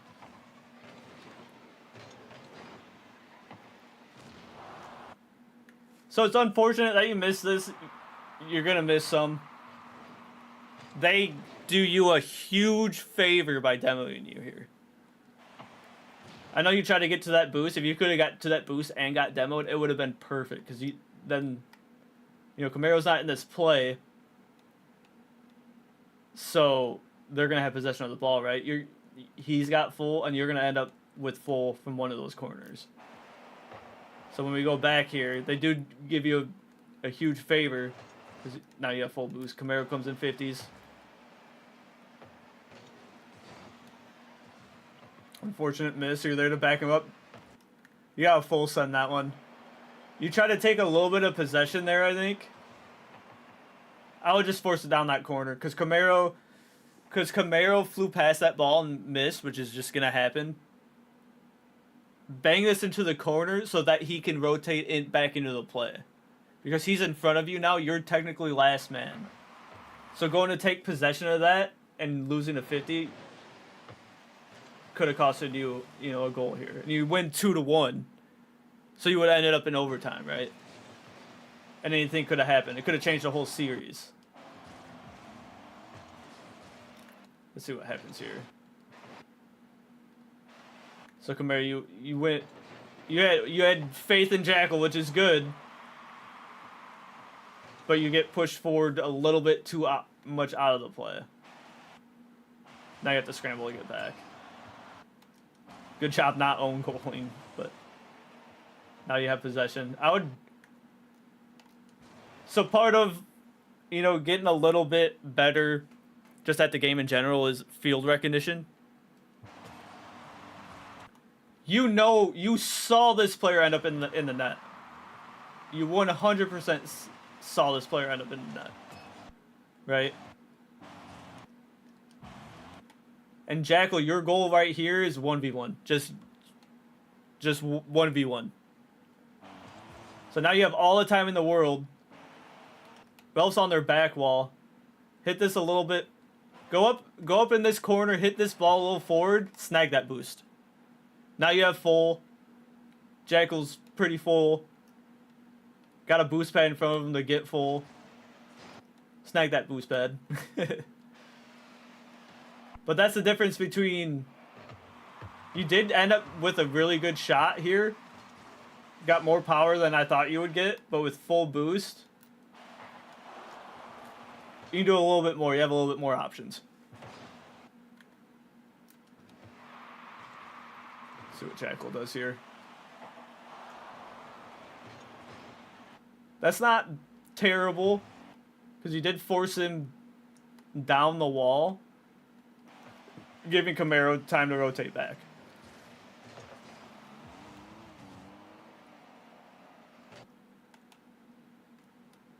So you end up with 0 boost here. Where are you? Go grab that. Go grab that corner. Because right now, with 0 boost, you're useless going for this ball. Right? You're not beating him. He's got boost. Go get the full boost. Let's see what he does with... You could have, buried that shot with a little boost. Probably still should have, but grab that boost. And now you end up rotating all the way back and getting the boost, which is good. And that's a good read here, too. Not pushing forward. So Camaro, gets a good 50, wins the 50, but does end up rolling right to player. Not pushing in here is really good. You wait for his touch. He had a mistouch. I know you're slow to that, but you jumping for that puts him awkward enough to not hit this ball on. He knows he's got to beat you over the top, so he's rushing it. So you made him make that mistake. And this is just a communication thing here is Camaro's got full boost and he's got angle at this ball to clear it. Camaro just call him off, take this ball. Because you bump each other. A double commit on defense isn't bad as long as you guys can recover from it. And as long as it, doesn't end up right in front of your net. Double commits on defense are not bad. As long as you clear it enough to recover. And Camaro recovers nicely, gets a pop over to you. That's going to be a tough shot. That's a good go. Good force 50. Good patience. You bumped Ralph, which actually kind of helped him out a little bit. But he more got in your way than anything. And here, Camaro, so you went up and 50'd him.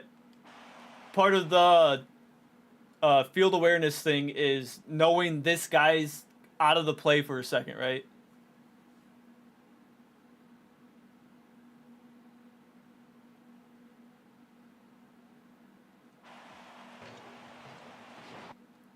Yeah, especially in twos, if you ever have to break, the best option probably is to rotate out. Let your second man go and get behind him. Is what Glass is kind of saying there. So you know what I was saying, Camaro. Part of the field recognition is knowing that player is a little bit out of the play. You have all the time in the world to shoot this, and I know you have the ability to try to bring this to the ground. And Jackal, if you can somehow recognize that as well, take a little, take control of that and pick a corner. Instead, you kind of rush the shot. Because there's a great goal scoring opportunity here. You have full boost. He's just getting back in the play. Instead, you kind of roll it, give up position a little bit, or possession. That's a good go, Jackal. Try to go for the 50. I'd rather see you go for that than sit there and let him take it over the top of you. That's a great passing play. I'm sure this had to be communicated. Like, I'm passing to you, passing to you, passing to you. Because you're both in position for perfect passing. That's exactly what you did.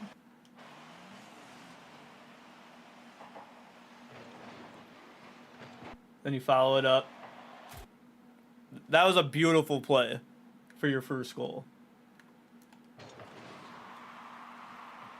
So it's good. Let's see how Camaro takes possession of this. So because you went for that first 50, Camaro can take control of this.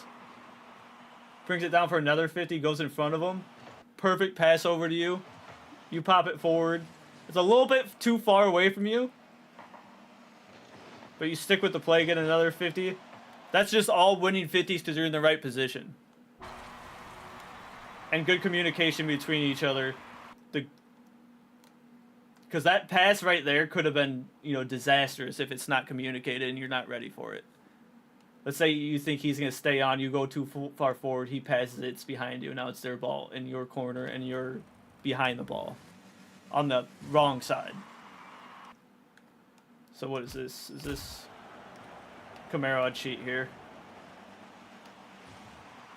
And going for boost isn't a terrible option. It ends up going right to you.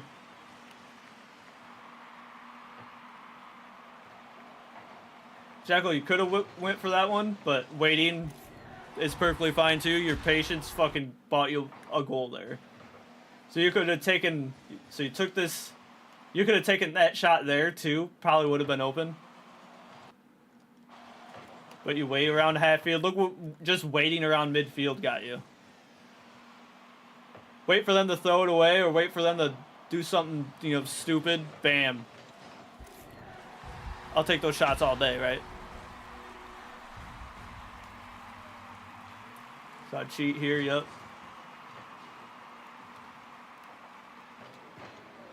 That's not a bad go, because he's a little sideways. All he can do is put it into his own corner. You grab their boost, part of the boost starve.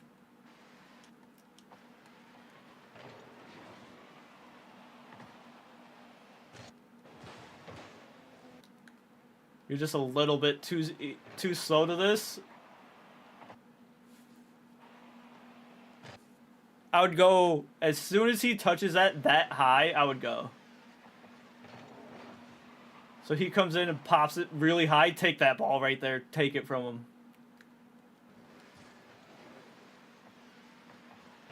You're up 2-0. You do have a goal to, give. That risk is worth it because that could be a huge momentum swinger here. You go for that. Ralph's already boosting forward. You win that 50 into their corner. Look where Ralph ends up. He's about half field. Obviously, he keeps going because... Oh, he braked it. I'm like, what did he break? BRAKED.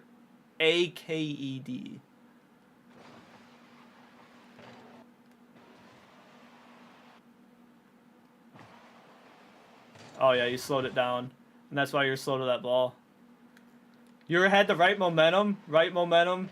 You're still going. Okay, you boosted forward a little bit there, which put you a little bit out of position. But you still end up in a good position to go here. Now, it's almost as soon as you break, you should have went.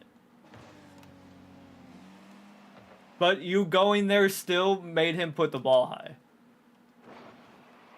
But it's one of those spots, halfway through the game, you could go up 3-0, you break their spirits, bury them. You still force them high, Camaro's able to get back. Get a good 50, now you have to make a play here. That's just unfortunate. It's a good 50 by him. And you just missed clearing this. You just barely hit the post. And actually double it back in. That's just unfortunate. But your hesitation there, although, you know, it was a good rotation recovery back, it did end up in your net. You know what I mean? And this isn't saying, you know, why the hell didn't you go? You should have went there. You know, it's so bad rotation. No. We're breaking down this so that you fix it next time. Because you still won this game. You still won the series, right? And that's a good control there. Ralph kind of threw you off there.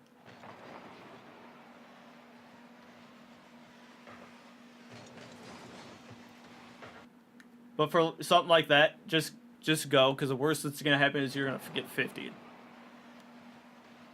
Just going... You threw it in... You know, you had a break there. You broke. A good follow-up, good touch. Even though it was a small touch, you still did enough, you know, to let Camaro get back. It's part of the whole thing, is buying your teammate time. And you keep rotating in and out, it's perfect.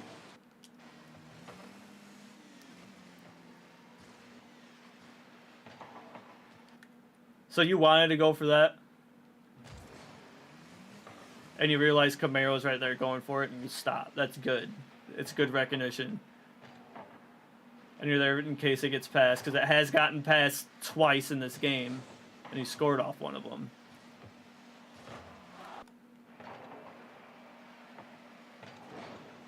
So Camaro does a good job grabbing the boost, knowing he has time to get back. So you going for that 50, even though you lost that 50 in that corner over there, you gave him time, Camaro, time to recover and get back.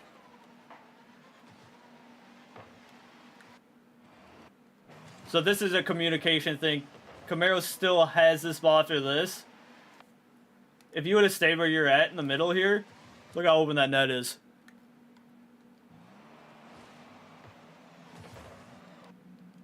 Especially once he hits that ball, just kind of stay put here. You could have taken that ball, taken it up the wall, but Camaro does a good job staying on it. And actually it's a great pass mid, and you could have taken a shot over there.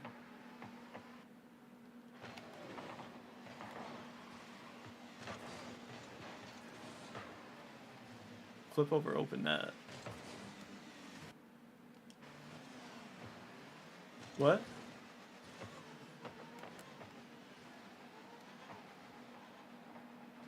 That's a good pull off there, Camaro. Once he, you know, he takes it all the way back, he gets her boost, he's got possession of the ball. Go get yourself some boost. That's good. And you're looking for... You miss a couple of the pads, but you're still looking for them at least. That's a good pass over to the mid. That's where getting some of those boost pads ends up as a goal.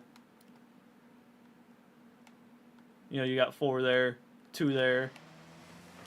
If you had just a little bit more boost, you probably beat them there, you know what I mean? There's good defense there anyway. So if you do, you know, get there in time for a shot, he probably does block it, but... You guys have done really good at Your rotations have been pretty solid. Communication seems to be pretty solid. It was the first series of the year. Only your second game in the league together. Some of these things are going to happen. That's why we do replay review to start the season. So that you have something to work off of.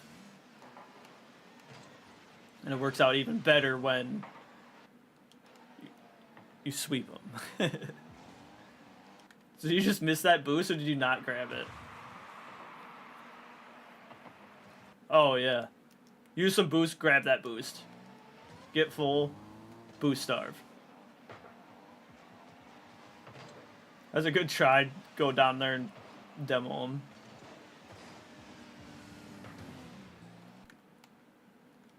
You had too much faith in Camaro here because you cut forward.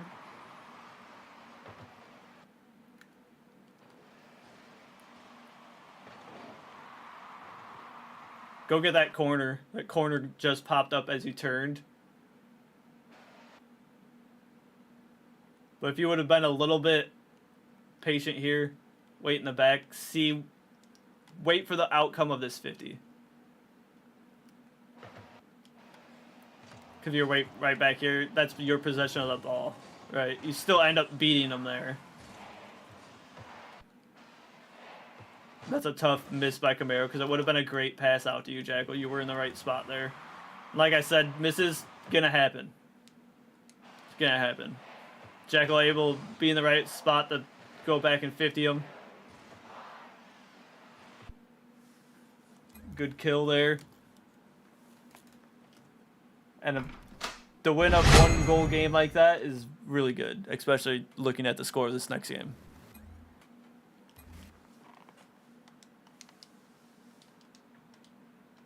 You know, winning 1-goal games like that are the ones that are going to win you series.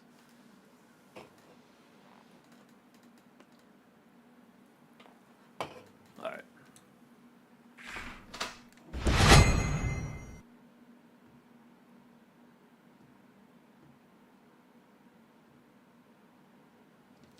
All right, let's get it.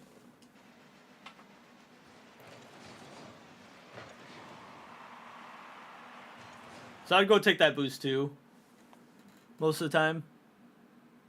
Use a little bit of boost, grab that boost, just in case this guy tries to take that one. To steal that boost there is huge. If he goes for it. Leaving it there isn't bad because let's see who eventually gets it. So you end up taking it anyway. So it ends up helping you out, but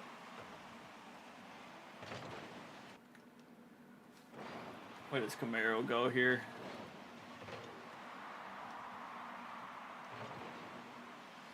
Goes back and gets the corner. That's good communication by you guys to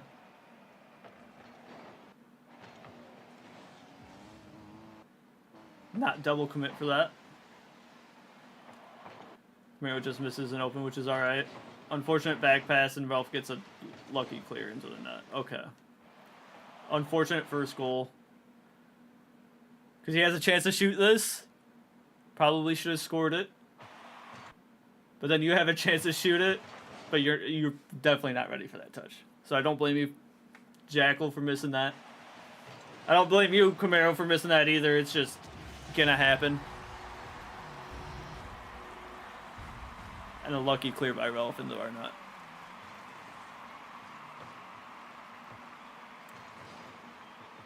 That's great patience, Camaro. A nice pop over him. That's fucking perfect.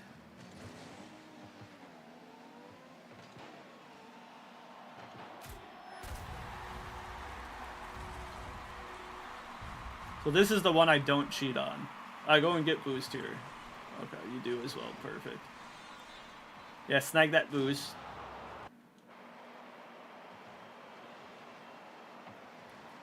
This is where communication comes in.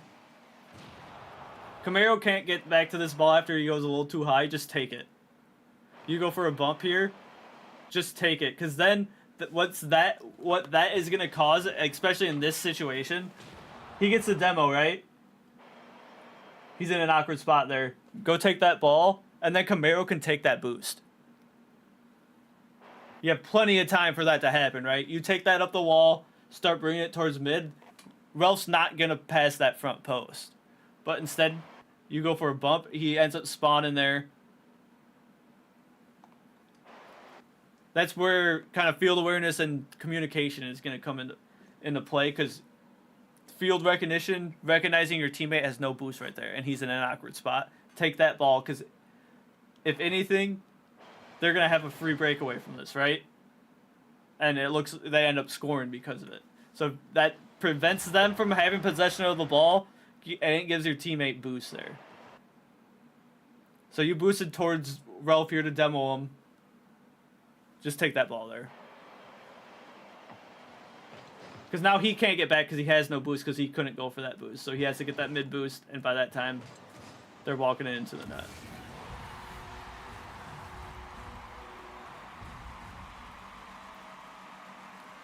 So I would cheat there. Because cheating there, instead of you went to the opposite boost, now he has you beat to this boost and the ball. Where if you cheat up the middle, you're going to be able to get to that boost first.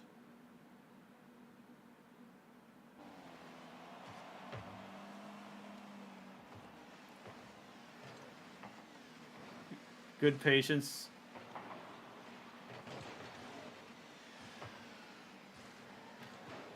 And you hitting that ball isn't bad. Gives Jackal time to protect the net a little bit. Yep, grab that boost. That's a good play. Just got blocked.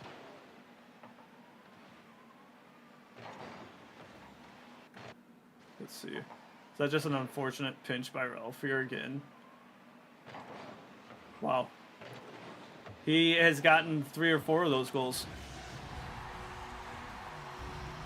There's nothing I can really say to prevent you from losing to 50. You know what I mean? It's not a bad 50. Not a bad go there. But it's also part of what I talked about at the beginning, where knowing who you're facing, right? Ralph's just gonna look where he's lined up. If you just back off, because Camaro's in the corner, he can't help you if you get beat to this, or if you lose a 50 and you lost a 50 and it rolls into the net. So just backing off there. Camaro flies in, tries to get a 50, loses it. If you can beat him there, it's huge, but instead, you get a pinch. So knowing who you're facing, Ralph is just going to throw this down back into your corner. Right.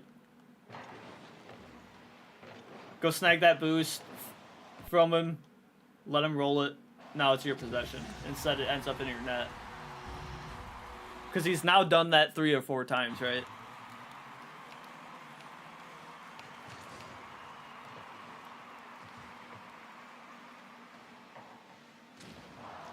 Unfortunate.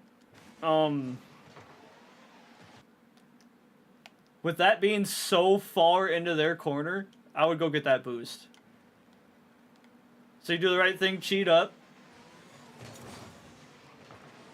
Go snag that. You can still beat him. You got boost. You got more boost than Ralph does here. You're beating him to that mid. Instead, he gets the mid and demos you.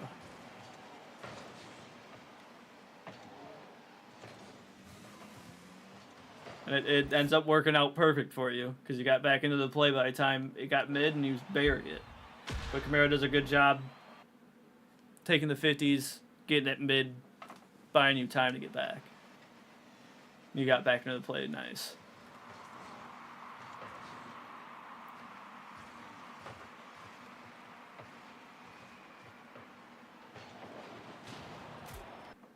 That's a great play, Camaro. Great play.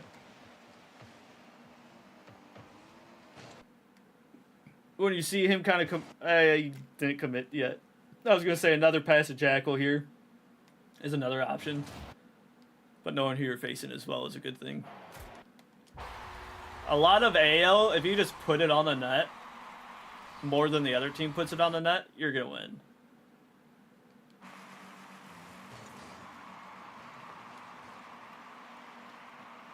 And he took a nice shot there, beat them both. But if you guys can start passing it to each other there towards their net, you're going to destroy everybody.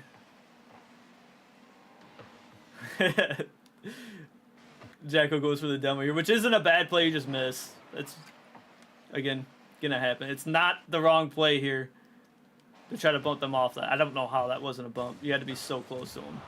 And he ended up demoing him. In that case, a bump is better than a demo, though.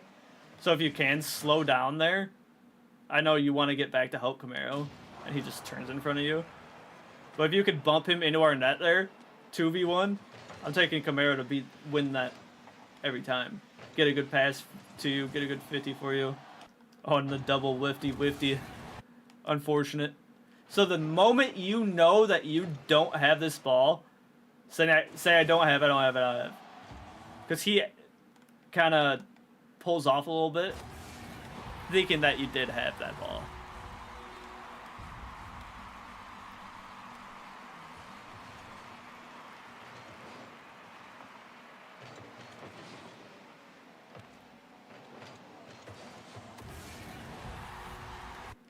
So let's see here.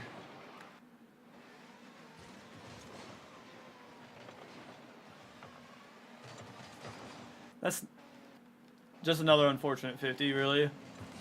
You could have played it safe knowing that guy doesn't have much boost. And just let him throw it away. But I'm not upset about that 50. So again, I would cheat. That ends up rolling out right to him. If you guys can, you know, lose your 50s into your corners that your teammates taking the ball from, or, you know, taking the boost in, then that play will work every time. That's a good cut, good patience, waiting for him to get that initial hit, to read it, to see where it goes. Jekyll gets a demo. Try to pop that over him. Right here, just get underneath it, pop it one time. Let it float towards that mid. Taking the 50 there wasn't bad, though. I mean, ends up in the net.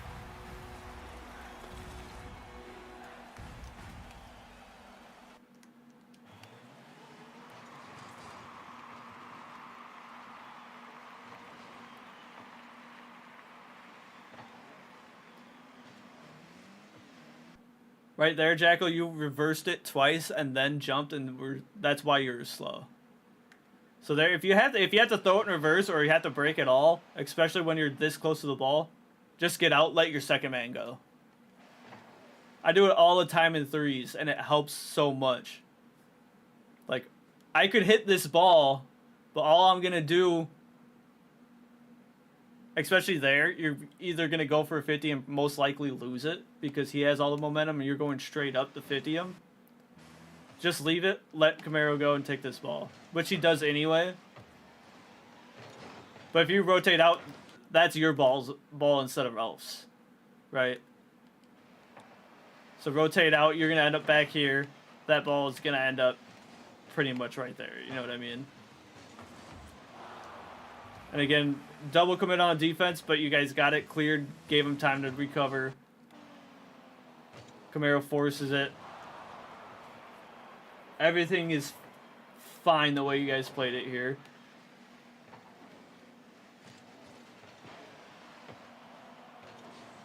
And you did the right thing, getting back.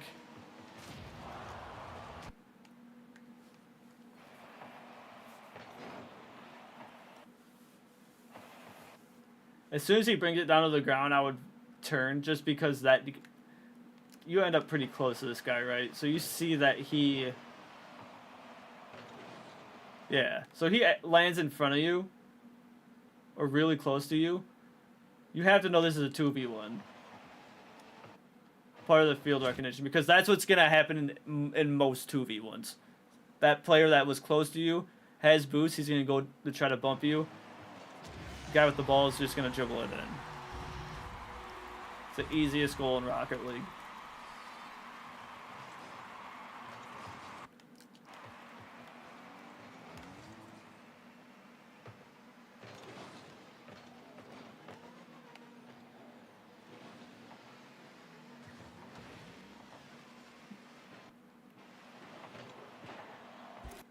That was good. You kind of waited to see if Ralph was going to beat him over the top, which is good. And Kamara just wins at 50. And you're there to clean up. That's how a lot of your goals are going to be this year. Is Camaro's going to win a 50 or beat someone over the top, and you're going to be there to clean up.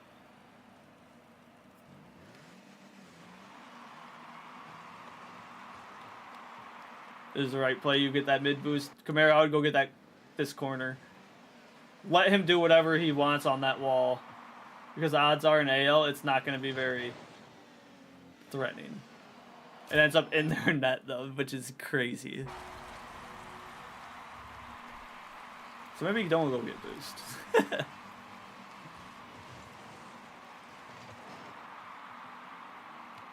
Oh yeah, just leave that Jackal. It rolled up super high. And you forced him enough to make him miss the shot. He knows that you're coming. He's going to have to shoot far post. He shoots it too far post. So getting back for that 50 is good. But I would just let that go next time. Rotate back. Oh, that is unfortunate. That's a great pass here by Camaro.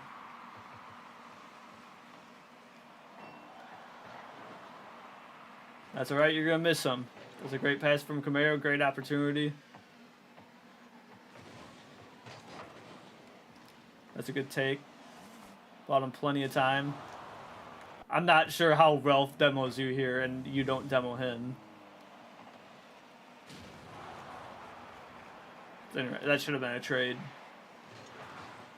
Good force by Camaro, right into their net. Some of those goals are just going to happen, right? You're going to lose a 50 right into your net. And you guys finally got one, and it gave you a sweep because of it. And you didn't...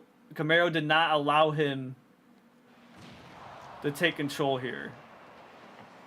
Saw he's a little awkward. In jail, they gave him time. They would pull away from this and give that player free air control. Camaro instantly challenges. Instantly in their net.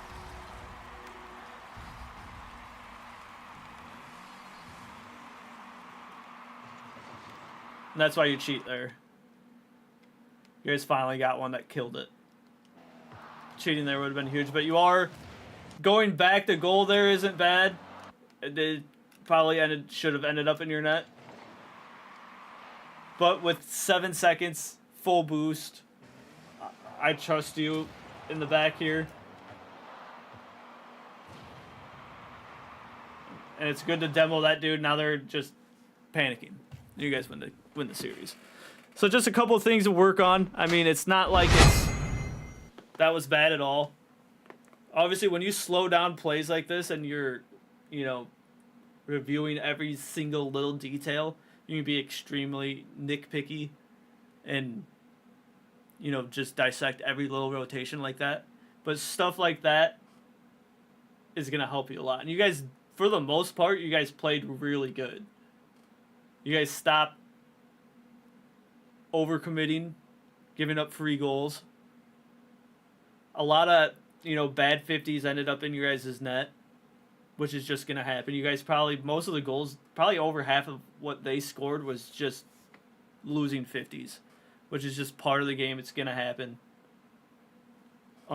There are ways to, approach 50s so that you don't lose them as much.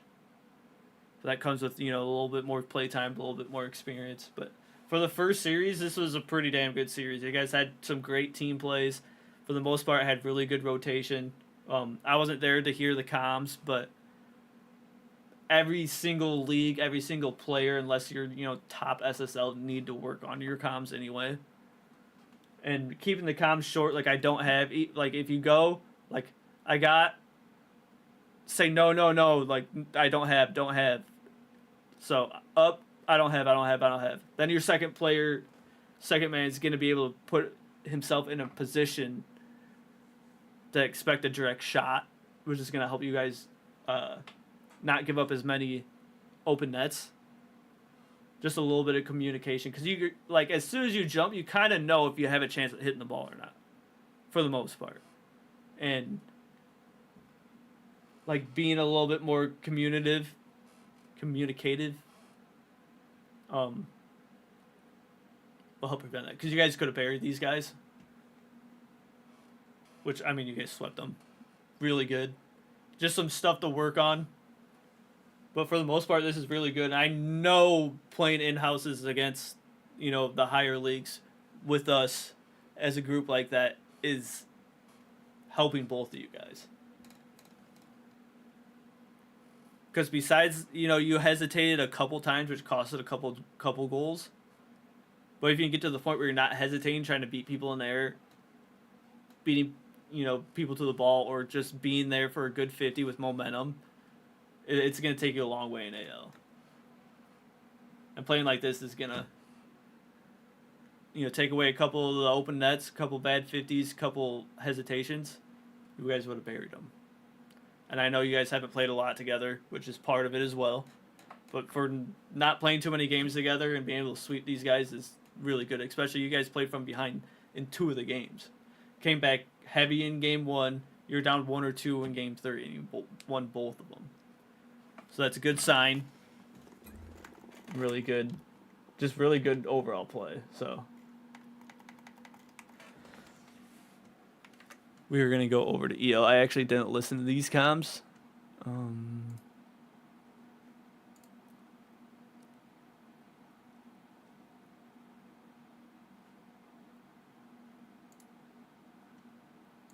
me take EL.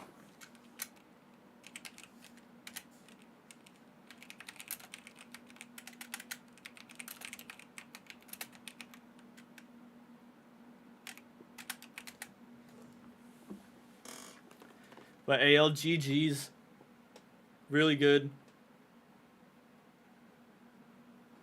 Really good series out of you guys. Being able to battle back 2 times is huge. I don't really know too much about the skill level in AL. Because I know Camaro was a higher salary. If those salaries are similar to you guys, you know, they're going to be pretty good. So, or similar skill level to Camaro, they're going to be overall pretty decent. But a couple of things to work on. And just get more games in with each other, because once you guys start clicking, and you guys clicked a couple times, some of those pass plays back and forth, I know you guys missed 1 or 2 of them because you're not ready for the pass or not expecting it. Having a little bit more trust with each other, and you guys will be just fine. So we're going to go to EL.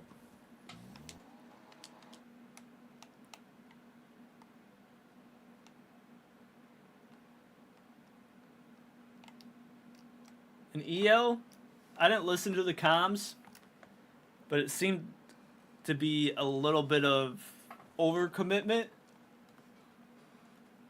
on a couple of them. So let's break it down. Actually, let me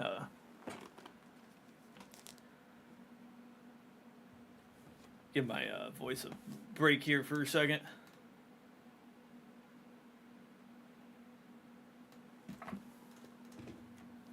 All right. Breakfast and Under Fire versus Soul Dyer and Void.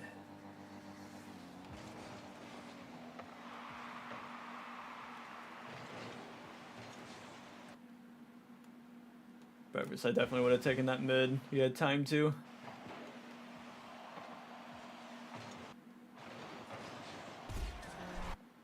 But you also had time to rotate all the way back and get back into the play.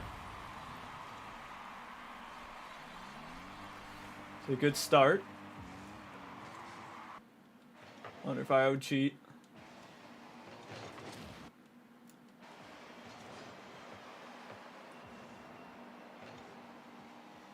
Breakfast turning for... That was a good turn because you take control of the ball a little bit. Under fire ends up spawning on that side and being able to take that boost. So now your second man has boost behind you and can follow you up. I'll just hit that back to breakfast. Because that leaves him in a 1v1 instead. Or 2v1. Because you end up getting bumped off.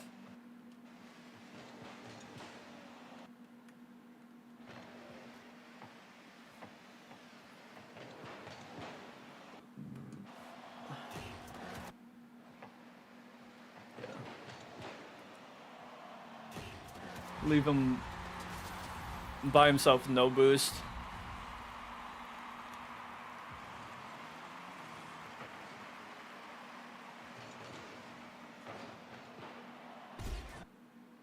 That was really good avoiding under fire here.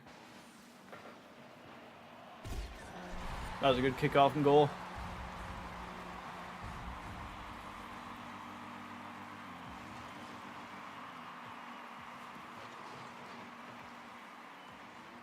Good cut. Not a bad shot, but I'd get this over to breakfast instead. Or try to.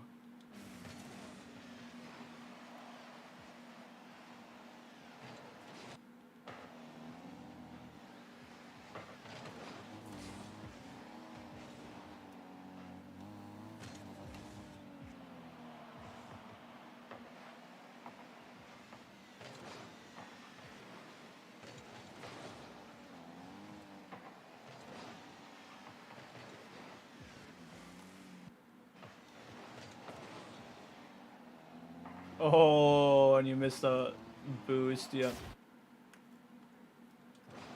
EL's gonna make you pay for missing the boost there. Unfortunate. You would have been there if you grab it first time. Shit's gonna happen.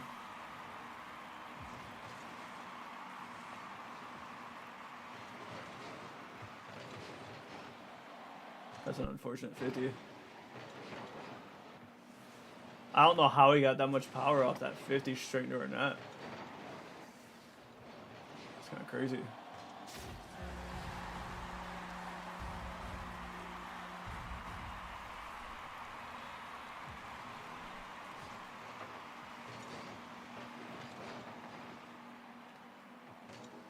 That's a good cutback.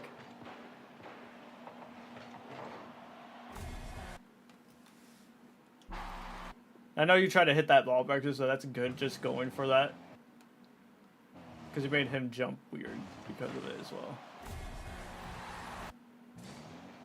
And you also had void committing before you even jumped.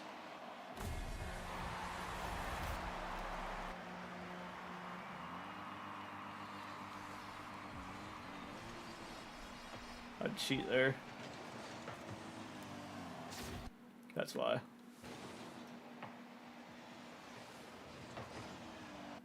That's just a great 50 though.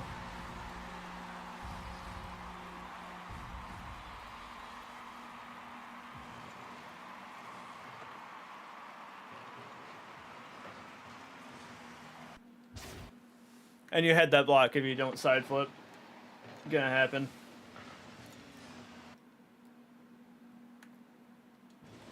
Is there ever a time you can maybe go for that one? Maybe. You also don't have the momentum. He has all the momentum. But you had to save. You don't side flip. It's all good.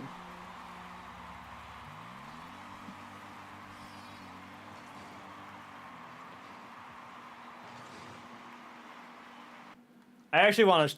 I'm going to mark that and clip it. I'm going to show AL and JL exactly what happened there. This is why you cheat. Breakfast loses the 50 straight into our corner. Underfire is still able to beat him to the boost.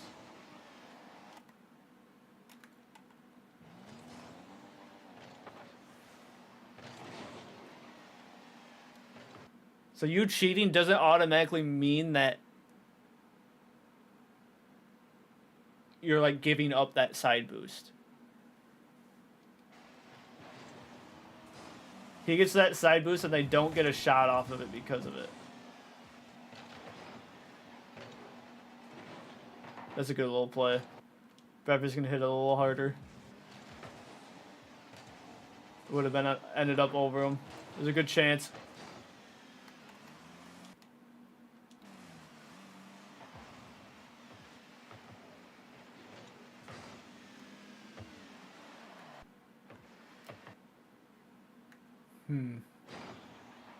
So you do the right thing, kind of rotating out there. Under fire gets a 50 forward.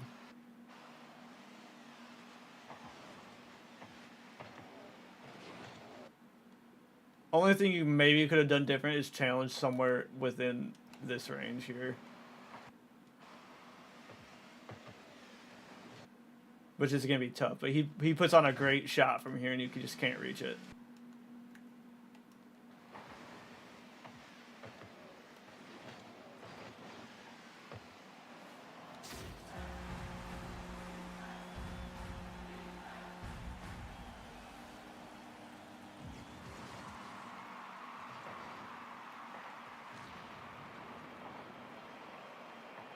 This is... I don't know. I mean, good demo here. That probably is what made him not hit it the way that he should have. With Underfire's presence there. But that's a crazy goal to give up for them.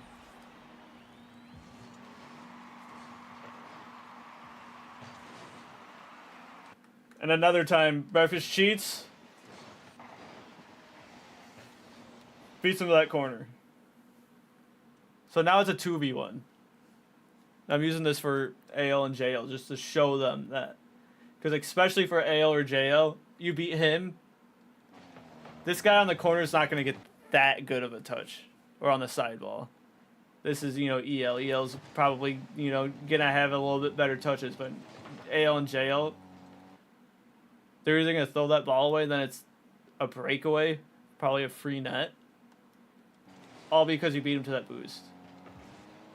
And it starts with cheating on kickoff. That's a good boost steal. Forcing him slow. You stealing that boost prevented him. As soon as you stole that boost, he's no longer dangerous. And it's a good pop-up for Breakfast. And now he has no boost. It's a 2v1. Second man doesn't have boost.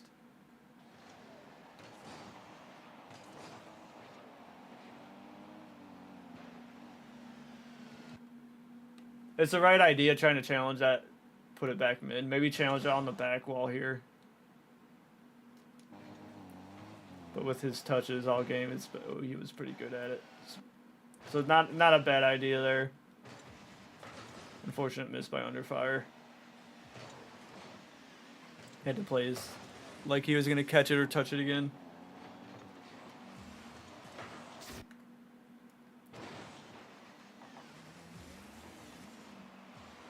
It's unfortunate. You hit that right on your forehead. Force you to do something.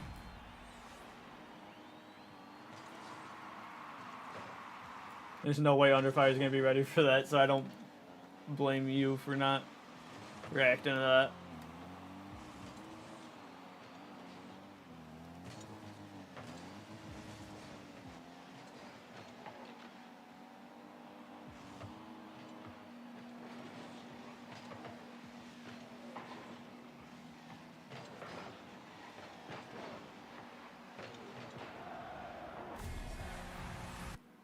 I don't mind the double commit here too, especially to secure a goal to bring you within 2 with a minute 50 left. Going to secure it more than a double commit.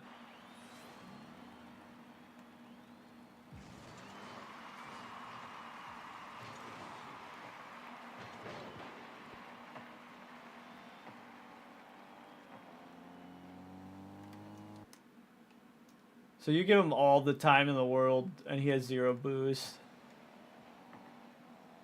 I know Breakfast is all the way forward. He's kind of stuck in a bad spot.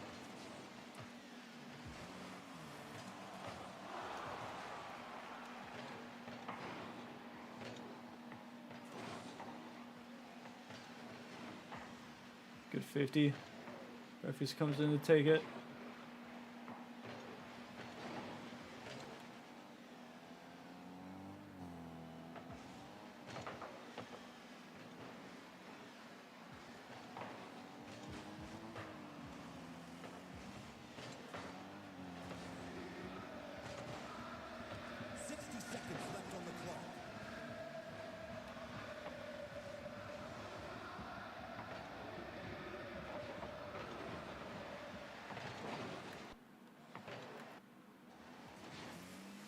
Here, breakfast, you just get a little too close to under fire here, especially if under fire turns. It's good to go there if under fire doesn't turn, which once you realize he turned, you kind of break off a little bit. But if you would have stayed back a little bit, it would have ended up, I mean, just back a little bit. Like, just kind of, once you realize he commits, just kind of hang out right there. See what happens. Or even back up a little bit. Because if you hang out right there, you do end up with at least a shot, even though they're probably in position to save it.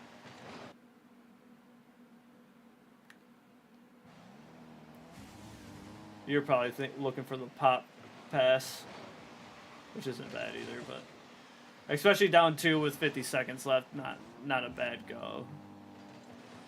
Just didn't work out. That's a good take by under fire there. Good 50.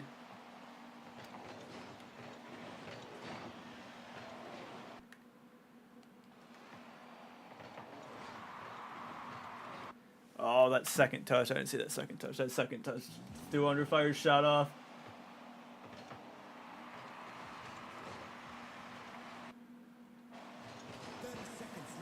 And there's no way you're going to communicate that in time to not touch that second ball or the second touch. Overall, not a bad game.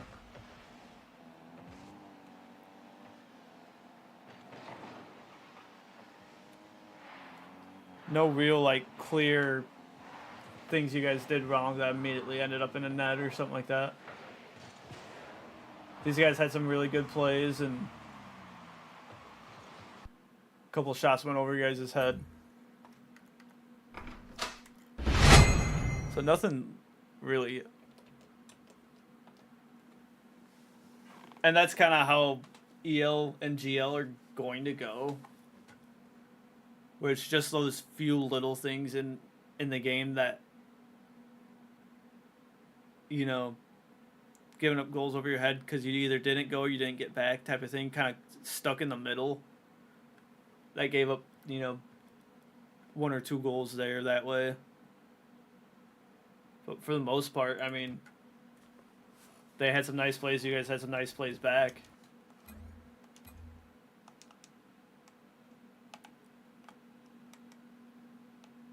And especially, you know, game 1, week 1. Kind of expected, right? To have a little bit of couple miscues. This is game 2. This one, I think the next 2 actually get out of hand a little bit. That's a good 50 breakfast.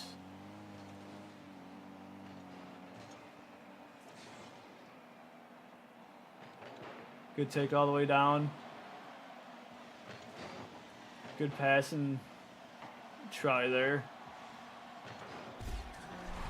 I mean, the rotation there was pretty damn good. You guys both rotated out and got boost different times. Stuck with the play. Kept the pressure on and eventually broke him down for a goal.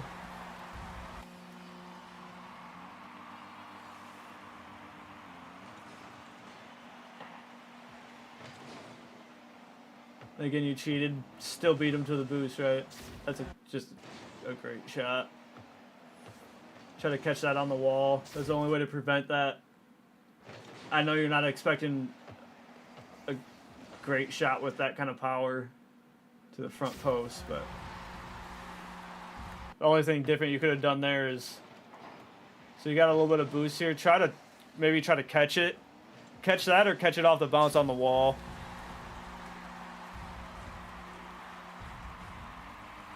That shot's crazy, though. I mean, sometimes you're just going to get fucking beat.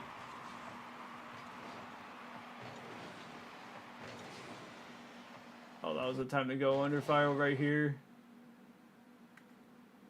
Sometimes you can't be afraid to 50 them. I mean, I know you want to play safe. You don't want to get beat over the top, but they end up in just a terrible spot. End up bumping each other.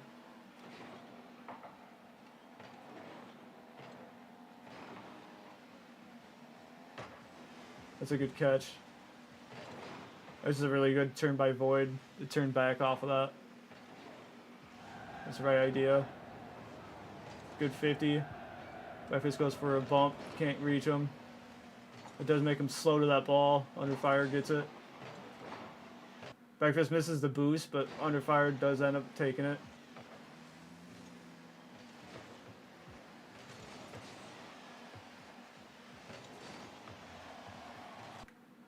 You're both kind of in the corner here.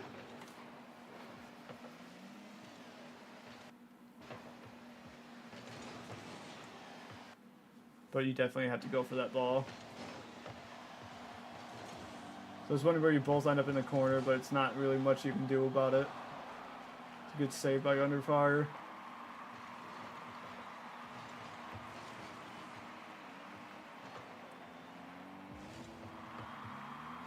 That's not a bad 50. It's a good save. Unfortunately, somehow lost that 50. Under fire, you gotta turn for that. That's where communication comes in a little bit. If you just, Breakfast, if you tell him that you're empty, that way he can turn for this. Because he still has a beat if he turns now. But that forces you out. You grab the boost. They don't, do anything. They actually end up throwing the ball away.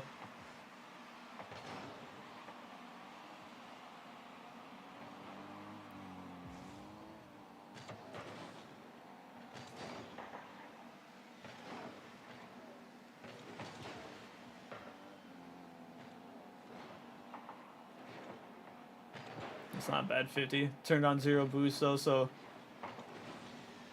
left it open. Good getting the pads to get the boost to get back. You guys are kind of just boost starved at this point.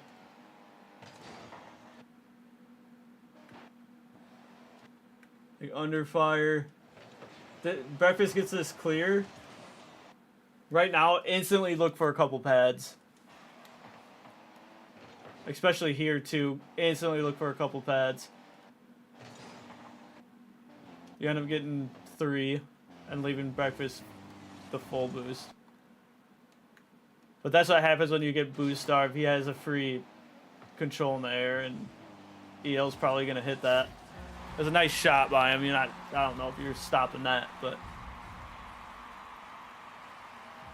the only way to stop it is like to 50 him before he's able to get that much space to do that. And with 0 boost, there's not much opportunity.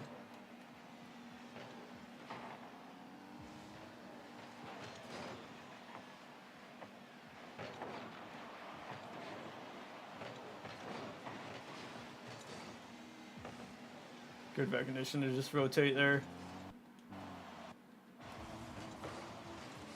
Good follow-up clear under fire. A little bit of a miss hit.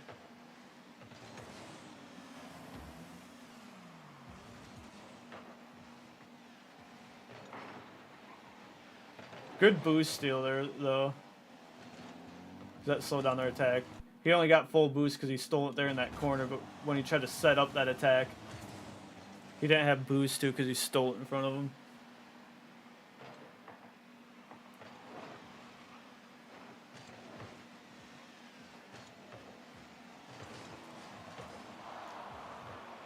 Good control, not just throwing it away and leaving the play. On this one, Breakfast, you got full boost. Under fire has 0. I would just stay put right in that front post. Let him take that into the corner with 0 boost, because the odds are with 0 boost he's probably gonna lose a 50, right? A good recovery to get back.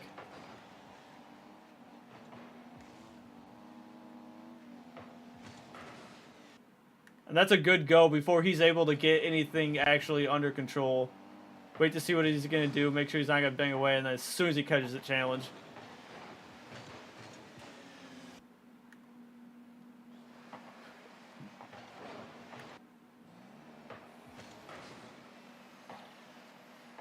That's just unfortunate because you got a good 50 there, but Breakfast was just too far out of the play. How'd you end up on the... Did you end up on the back wall there? Yeah. That's just unfortunate because you missed the taking the ball towards the back wall, end up on their back wall. Underfire gets a good 50, but he can't recover off the second one.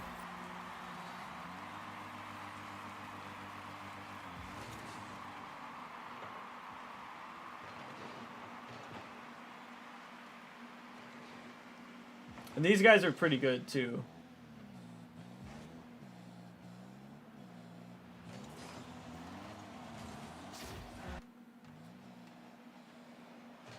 Oh, you're just awkward.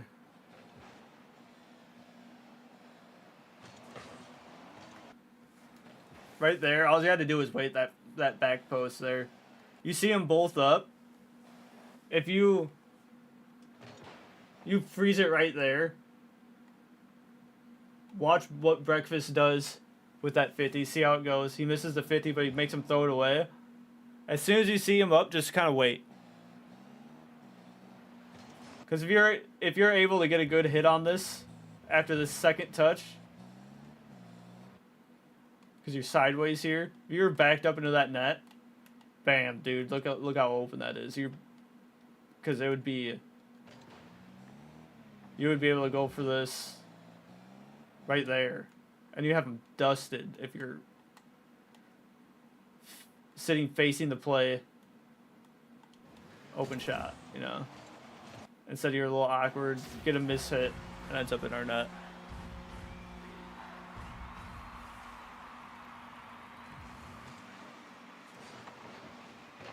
You're almost giving them too much credit. I know they played really good. They hit a flip reset. They're winning a lot of 50s. They just had a little bit too much time to do some of this.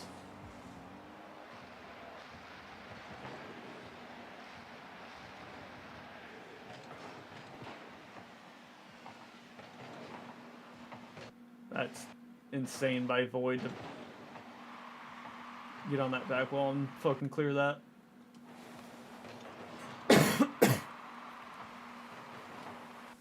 They 50'd each other in the air. Void ends up on the back wall and clears it on its way down. That's kind of crazy. Or that would have been a goal from you guys.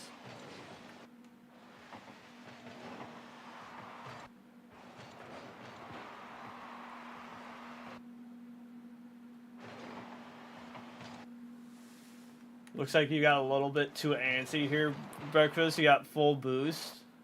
If you wait like right there, because Underfire is still right there, the pass hasn't came out yet. Let him try to 50 that, or force him to do something, because then he gets this baby hit, and you could have possibly been there for that shot, especially with like 40 seconds left. I know you. That's probably why you had pushed forward there. Seeing if or Underfire can get a little tap towards the middle of the net. So I don't blame you for not being patient there.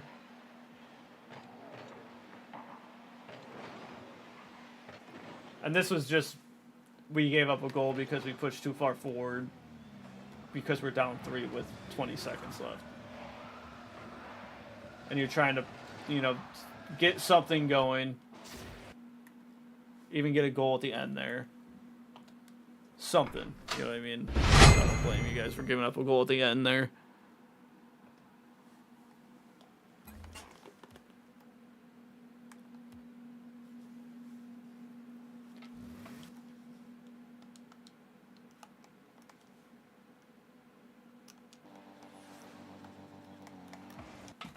Ugh.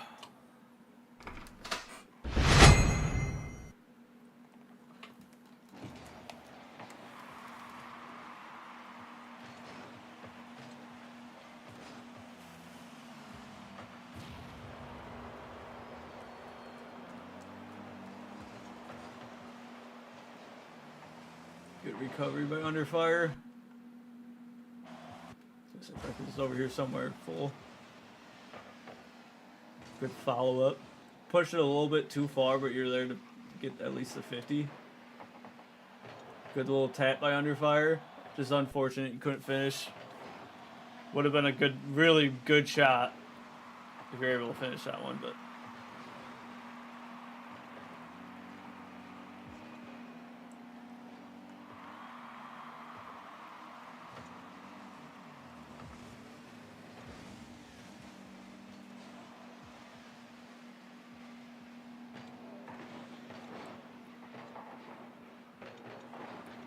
That's a good follow-up. That's a great shot.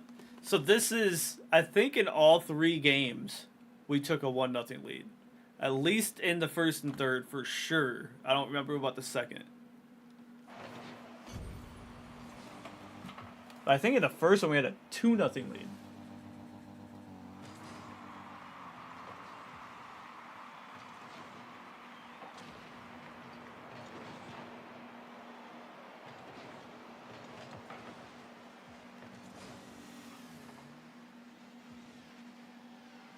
They're giving you plenty of time. That was almost a cheeky shot. Under fire stays in the play, nice. So I think this is 2 of our games that we're up 2-0 in, right? We end up losing both.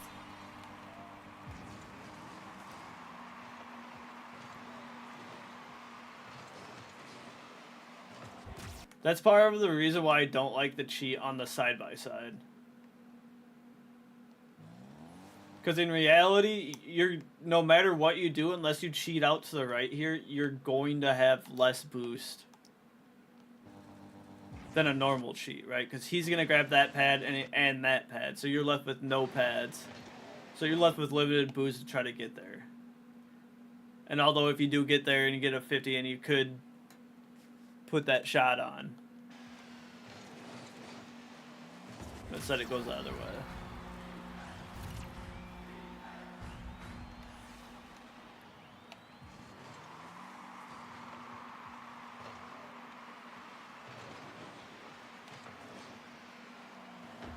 May get it right back.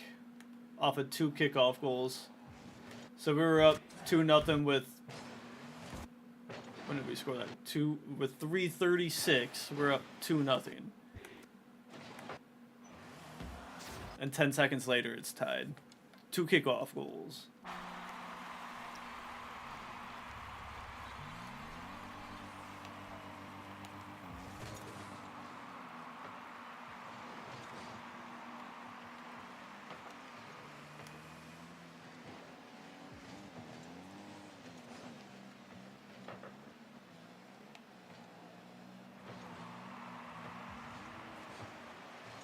That's such a lucky touch. And he hits it too. That's not even a fake either. 100% not a fake. But it works as one. Especially with the 0 boost.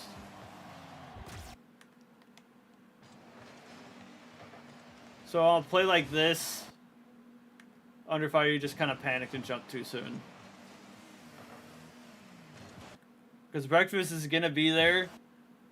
I know you're trying to also save it, but you stay on the ground. There's a roller that ended up in. So that's 3 straight goals. Because on this, after this second kickoff, after they tied it, or after, 5th, whatever. But after they tied it, that next kickoff, they never left our zone. So off of kickoff, they continue the momentum, never let you guys clear it. Now they've scored 3 straight.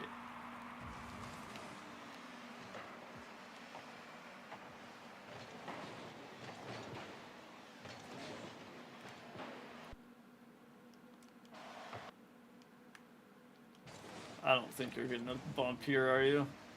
I think he jumps before. You might be able to jump up and hit him. Maybe. But then it puts you out of the play. Which you're out of the play anyway, because you went and grabbed that corner. And they just beat you down the middle. And it's not even like a terrible corner grab.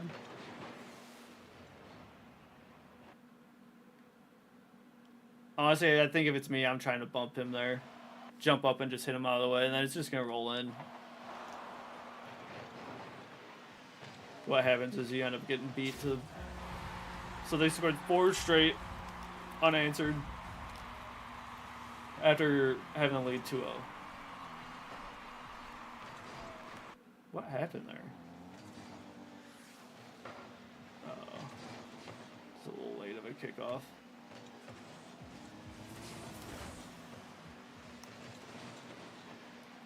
Didn't see breakfast under there. I thought that was just going in.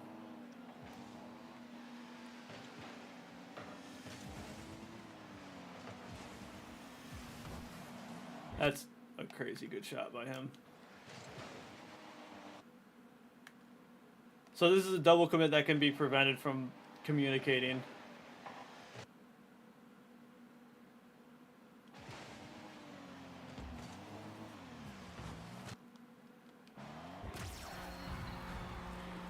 A double committed ended up as their 5th unanswered goal.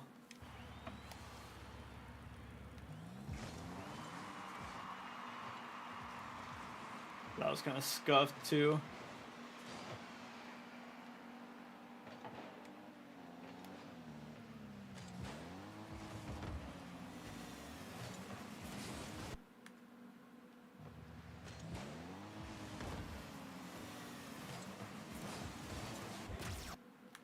That was just kind of panic breakfast. I know.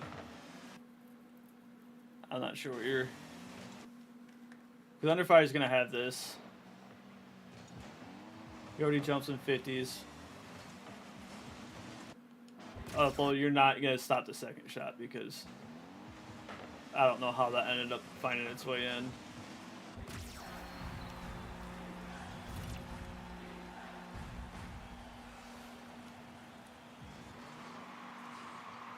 But if you were there, instead of going for that first one, you might have been able to get a better 50 to prevent that ball from going in. But they pretty much scored 5 or 6 off a kickoff, almost the 7th.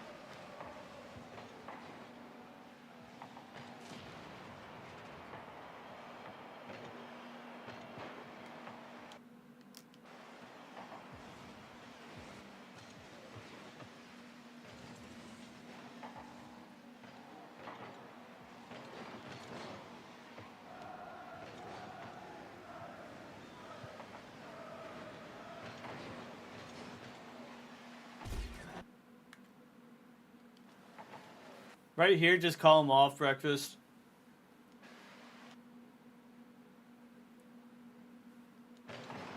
I wasn't in comms. I couldn't hear comms, so I don't know if you did. Maybe you did, but ends up working out anyway.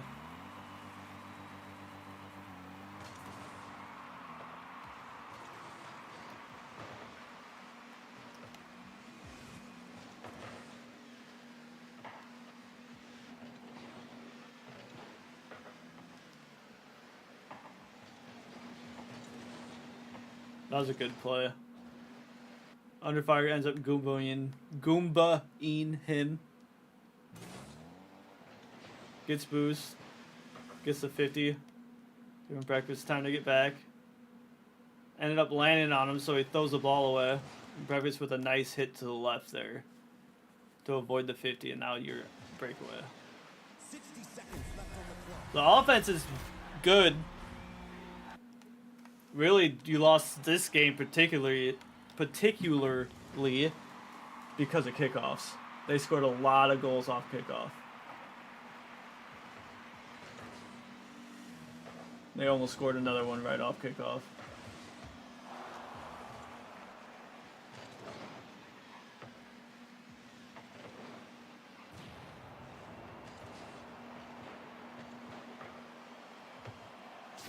That's just unfortunate. That's a good shot by him. No, you're not really. Especially after Breakfast got demoed.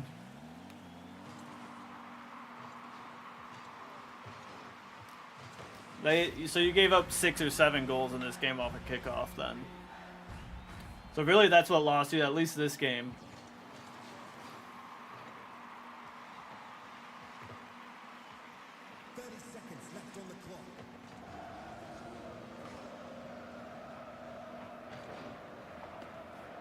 Besides all the like the small things, which is, by the way, is a banger.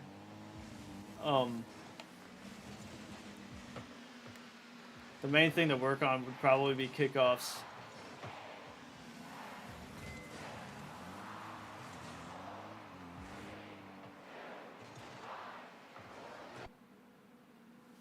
Yeah, that is the #1 thing that I noticed in the EL games, because EL, as you go up, you know, AL should have the most mistakes, more things to work on. JL should have, you know, decent amount of things, and not as many as AL, and it should slowly go up, right? So EL,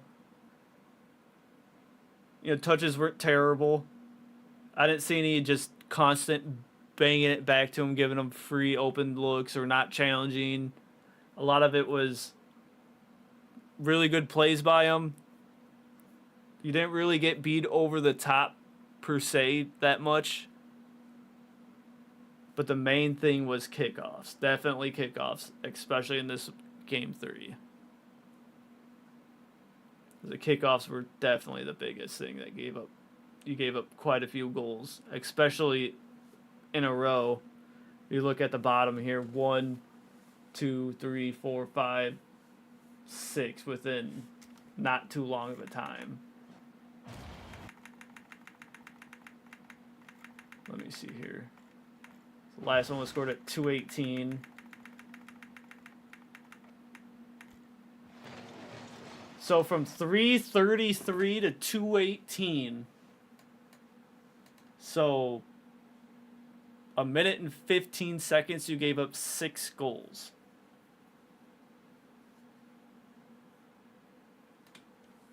But more specifically in this 4-goal stretch here, you're up 0-2 with 3.5 left.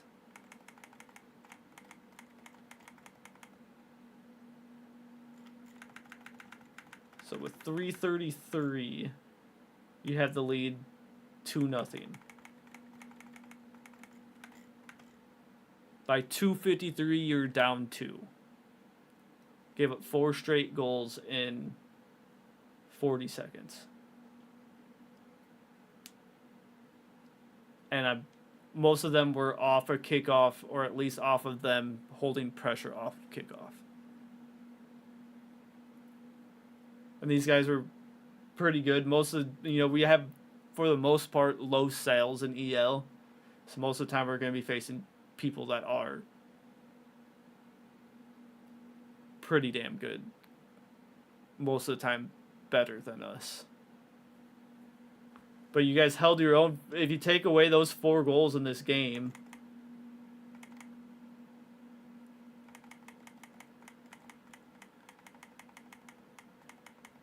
those 4 kickoff goals, what's the ending score? 4-8. So you're tied.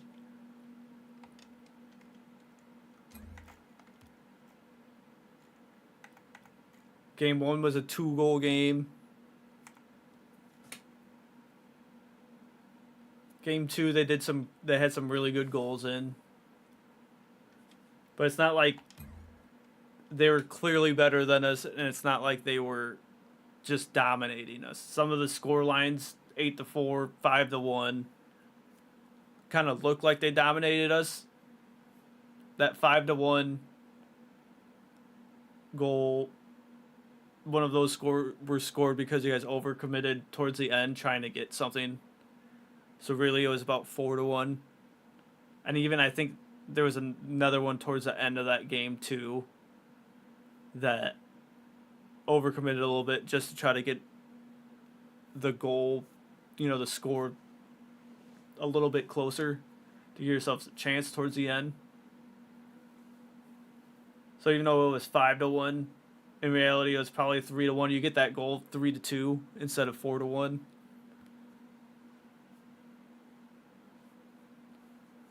But I didn't see any like really bad double commits. mean, a couple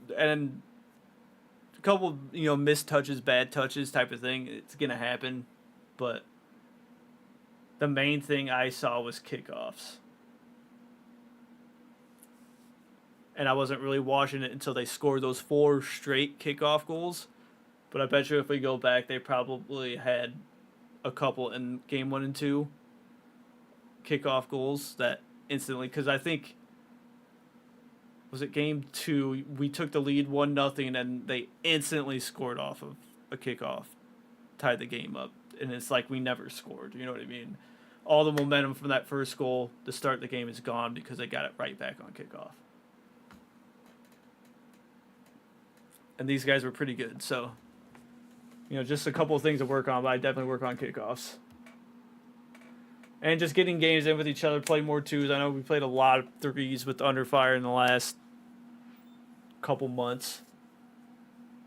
But getting more 2s in, getting used to our teammates a little bit. But as a replay reviews, pretty solid. I got about an hour in each league. EL, we don't talk too much because there's less mistakes. AL and JL took a little bit longer just because there's more things to see, more things to look at that they could, improve on.